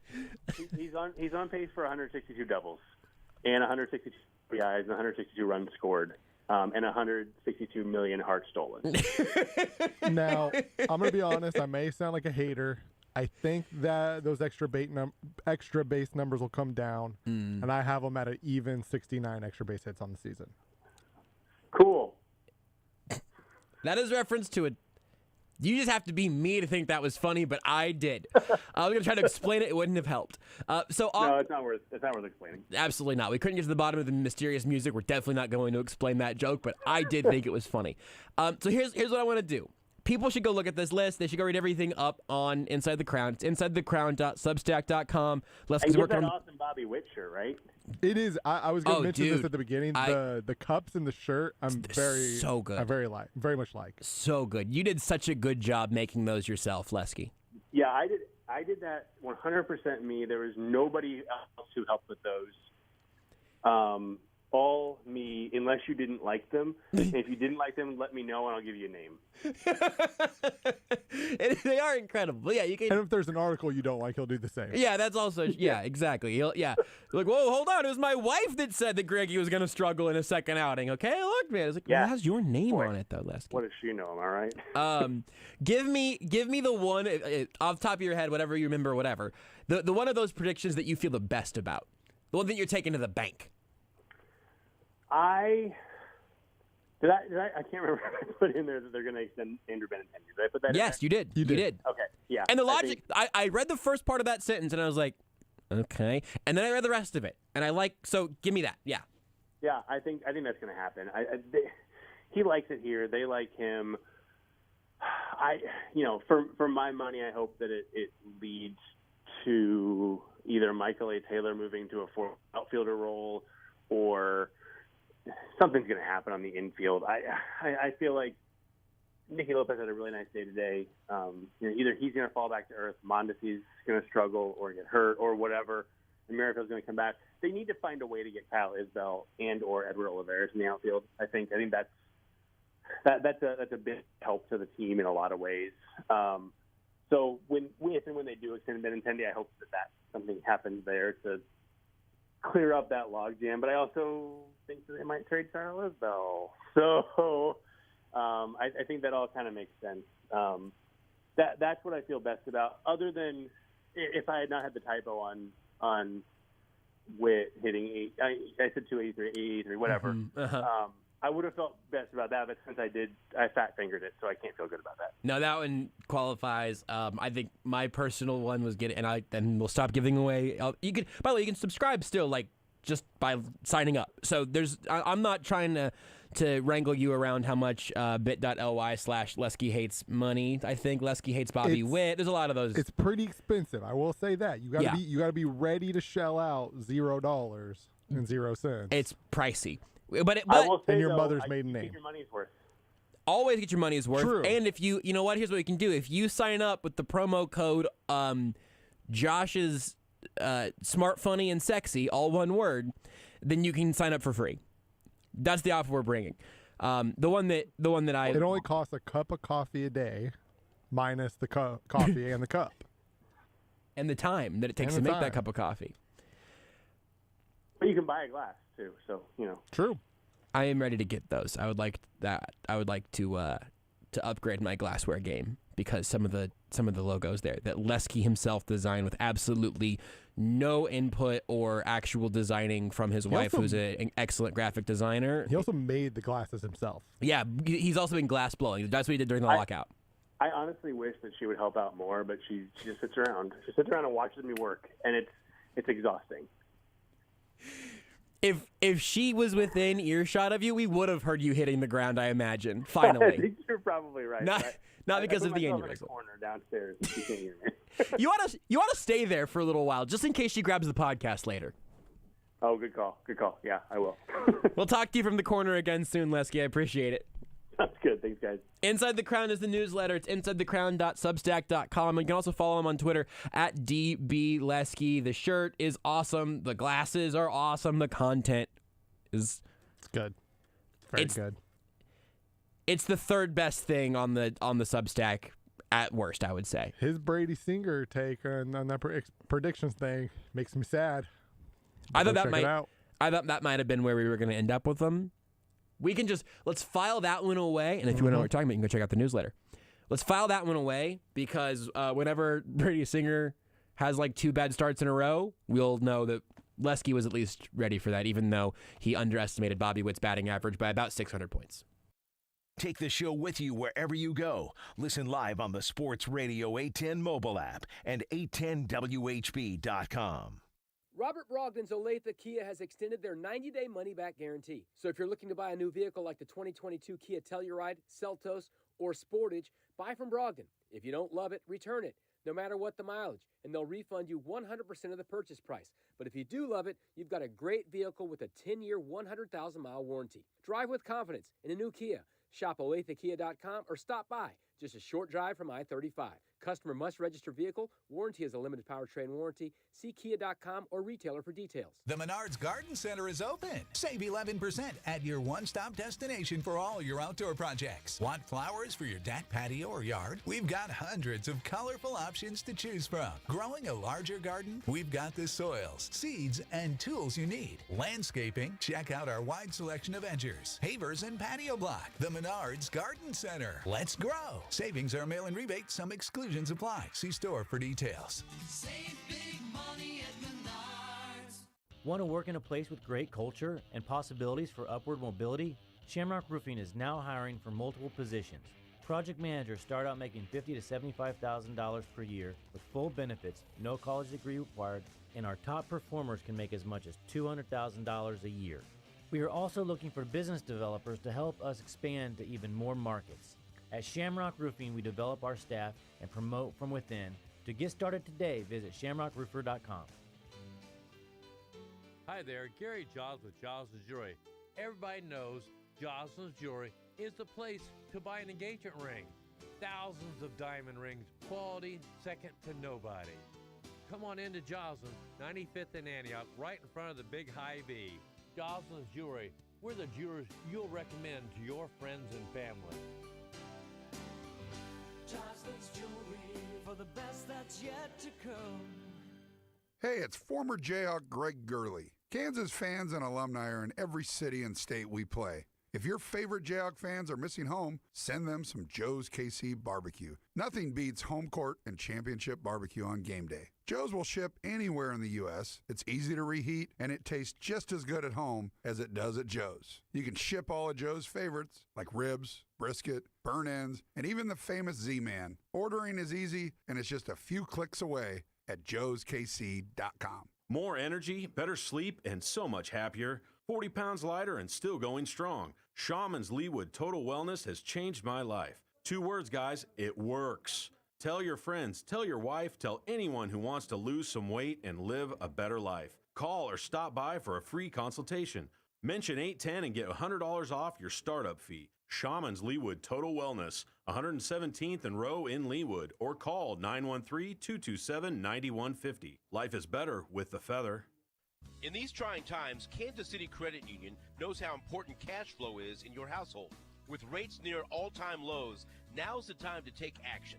Free up some cash by lowering your monthly car loan payment when you refinance your auto loan with Kansas City Credit Union. And as a bonus, Kansas City Credit Union will delay your payments for 90 days. Visit kansascitycreditunion.com/810sports for more information. Kansas City Credit Union, your path to financial freedom. For 11 years, Breaking the Norm has presented the best and most uplifting stories in sports, entertainment, and business, and we wouldn't be here without our amazing partners and you, our faithful listeners. Your stories of life change, loving others, and inspiration keep us dedicated to making a difference in the world, one story at a time. Tune in Tuesdays at 4 p.m. on ESPN Kansas City 94.5 FM and Saturday mornings at 7 on Sports Radio 810 WHB for something good, something positive, and something real on Breaking the Norm. Kansas City's nicest upscale golf course, the Golf Club at Creekmore, is offering a preview 3-month trial membership. Come see why Golf Digest ranks it as one of the best courses you can play in the state in 2020. And Creekmore has a great new twilight rate for golf after 5 p.m. It's only $25 per person, including cart for as much golf as you can play. Host of several prestigious events annually, such as the U.S. Open Qualifier. Play more at Creekmore by calling 816-331-2621. Your only short drive of the day will be getting there.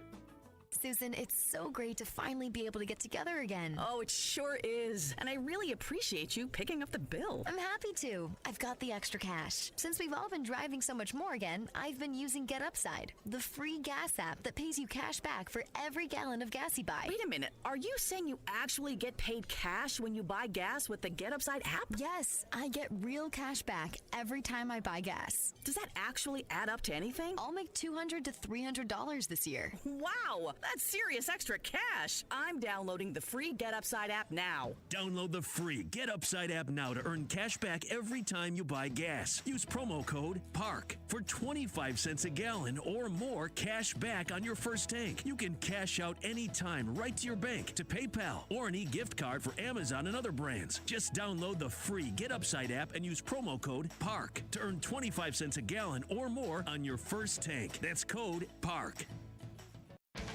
Love fades, shoots, he misses, and Kansas will win! It's a banner for Kansas basketball! The Kansas Jayhawks are the national champions. The 6th banner at the University of Kansas. Congratulations to Bill Self and the Kansas Jayhawks from America's largest all-sports radio station, Sports Radio 810, WHB.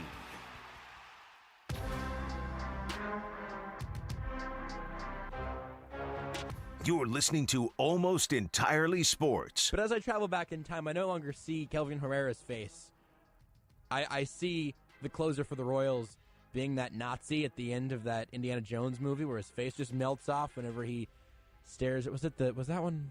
Oh, man. With Joshua Brisco. Beard, you should know this. Was that the Ark of the Covenant? Raiders of the Lost Ark? Yeah. I was really concerned where you were going with that analogy when I heard the word Nazi. On Sports Radio 810, WHB.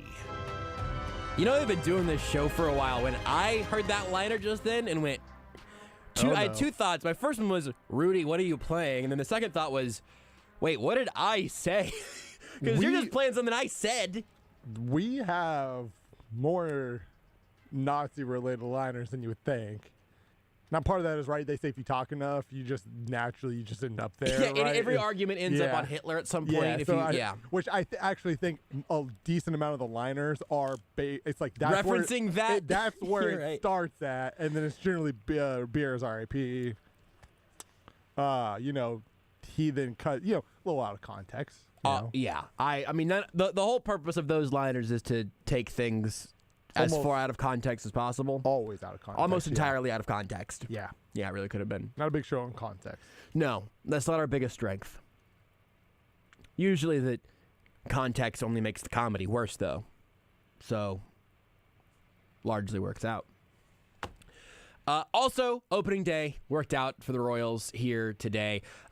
Just altogether a wonderful opening day performance that we have to make sure we get the terms on this right. Of if you watch this game today and all of a sudden you're saying Zach Greinke's winning the Cy Young and we're looking forward to a Royals-Dodgers World Series.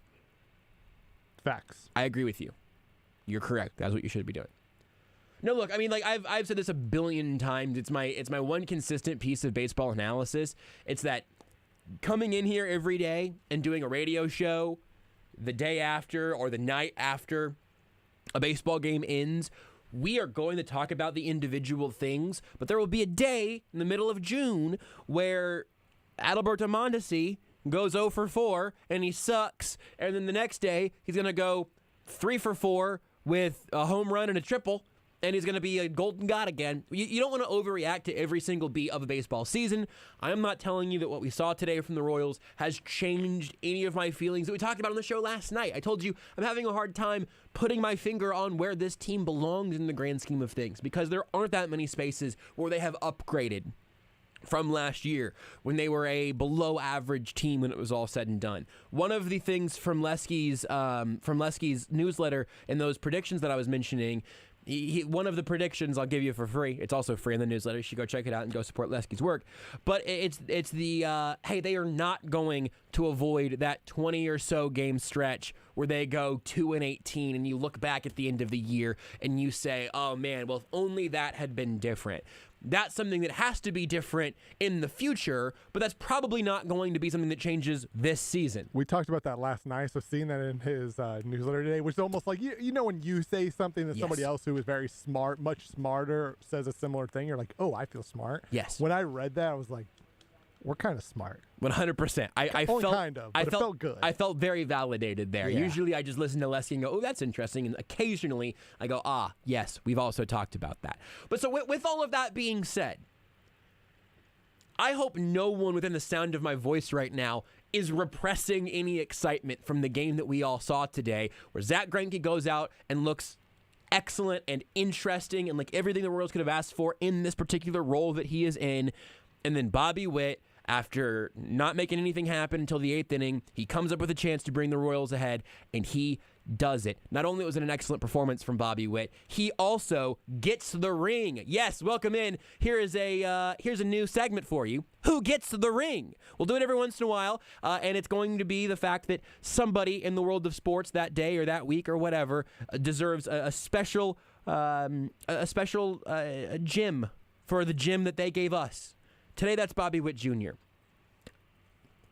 I hope that we get a moment like that from him every once in a while to remind us of where he is going. If it's from Lesky talking about the slider that he let go to the hit at the end of the game, it was a gem of a debut from him, which also, again, earns him the ring here on Almost Entirely Sports, which is brought to you, of course, you saw it coming, by Ruback Fine Jewelry. I love talking about Ruback. It's almost as much as I love talking about Bobby Witt Jr. In fact, you know what? I love talking about Bobby Witt Jr. almost as much as I love talking about Ruback Fine Jewelry, because Ruback is where I went when it was time for me to get the ring to give to then girlfriend, now fiance Renee. And I have nothing but the best stories to possibly tell you. My number one prospect, locked up to a lifetime deal now, thanks to the ring from Ruback. Let me tell you about Ruback a little bit. They've been serving Kansas City, the community around us here, for over 100 years. You want to go to Ruback, you want to talk to Hal, okay? Go to Ruback, talk to Hal, say, Hal, I was told to come talk to you. What can you do for me? Hal will tell you, well, I have decades of experience in the jewelry industry. I have connections all across it. I have the expertise, the design background, all of the people that will help you create whatever it is that you want to see as your special ring for your most special moment. What can we do to get you there? What do you know? What do you need? Hal will be the person that connects those dots for you. I went to Hal on a recommendation, and I went, okay, so I've got one idea. Is this anything? He's like, that's not really anything. I was like, okay, that's fine. Let's work on it. And from step 1 to step 10, Hal and Ruback were absolutely irreplaceable for my experience building a custom engagement ring for Renee that she absolutely adores and will continue to adore forever because the ring is that good. I am confident in saying that. You might think, but Josh, can I do a custom ring? Yeah, because here's the thing. A custom ring means a custom budget. Whatever you're working with, take that with you. Say, hey, here's the price range I'm looking for. Here's what I'd like. Here's what they'd like. What can we do here? Hal will give you whatever the best answer within your budget is with what you want to create. There's no better place to take your time, your money, and I know this is important, your trust to Ruback. I'm vouching for them happily because I know they'll do an incredible job getting you where you need to go. So make your appointment with Ruback Fine Jewelry now by visiting them online at ruback.co. That's ruback.co.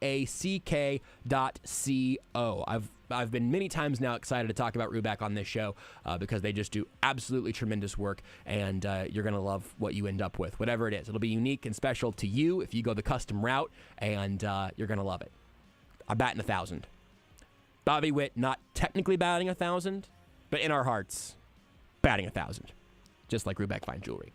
Thanks to them, and also thanks to Bobby Witt, really, for bringing us these last 3 hours of joy. I am excited about this result from the Royals on opening day. No game tomorrow. We will have a show tomorrow night, though. We'll talk about Bobby Witt, Zach Greinke, everything else going on with Sterling Holmes and Mick Schaefer of KSHB 41. They'll join us tomorrow night. We'll go back from 7 to 10 to take you into the weekend. Then we'll look ahead to Game 2 of the Royals whenever they take the field again on Saturday. 5-home run game for Bobby Witt Jr. feels like the next step. Bye, Mom. You're listening to Almost Entirely Sports with Joshua Brisco on Sports Radio 810 WHB. At Robert Brogdon's Olathe Buick GMC, your car buying experience just got better. Not only do they have the best selection around, they're offering 90-day money-back guarantee on new vehicle purchases. That's right, buy any new Buick or GMC from Brogdon, and if you're not completely satisfied, return it for a full refund. From the 2022 GMC Yukon and Sierra 1500 Limited to the Buick Encore GX, now is the time to buy. Visit robertbrogdon.com or stop by I-35 in Santa Fe and Olathe. Customer must register vehicle. See dealer for details. Hey, this is SSJ here to share some window wisdom with you. Straight from the experts at Window Nation. You know, spring brings some wild weather changes. On warm days, you want to ease open your windows, but on cold nights, you need to seal them up tight. If your old windows are sticking or drafty, they're not just a pain to operate, they're costing you money.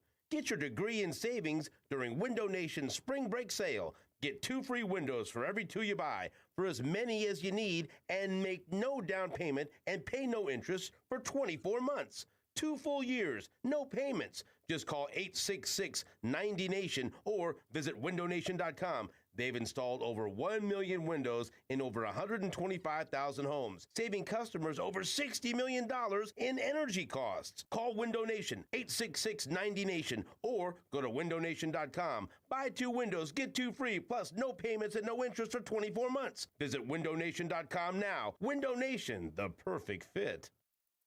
Hello, Kansas City. It's Matt Beasler, former Sporting KC captain. Did you know you can recognize outstanding teachers and students in our community by nominating them as Blue KC Sporting Samaritans? We've partnered with Blue Cross and Blue Shield of Kansas City to recognize administrators, teachers, and students who make our community a better place to live, work, and play. Each Blue KC Sporting Samaritan will be recognized at a Sporting KC home match throughout the 2002 regular season. They'll receive tickets to a match and be provided with SKC merchandise and more. To learn additional information about the program and to nominate a Blue KC Sporting Samaritan, visit sportingkc.com/BlueKC.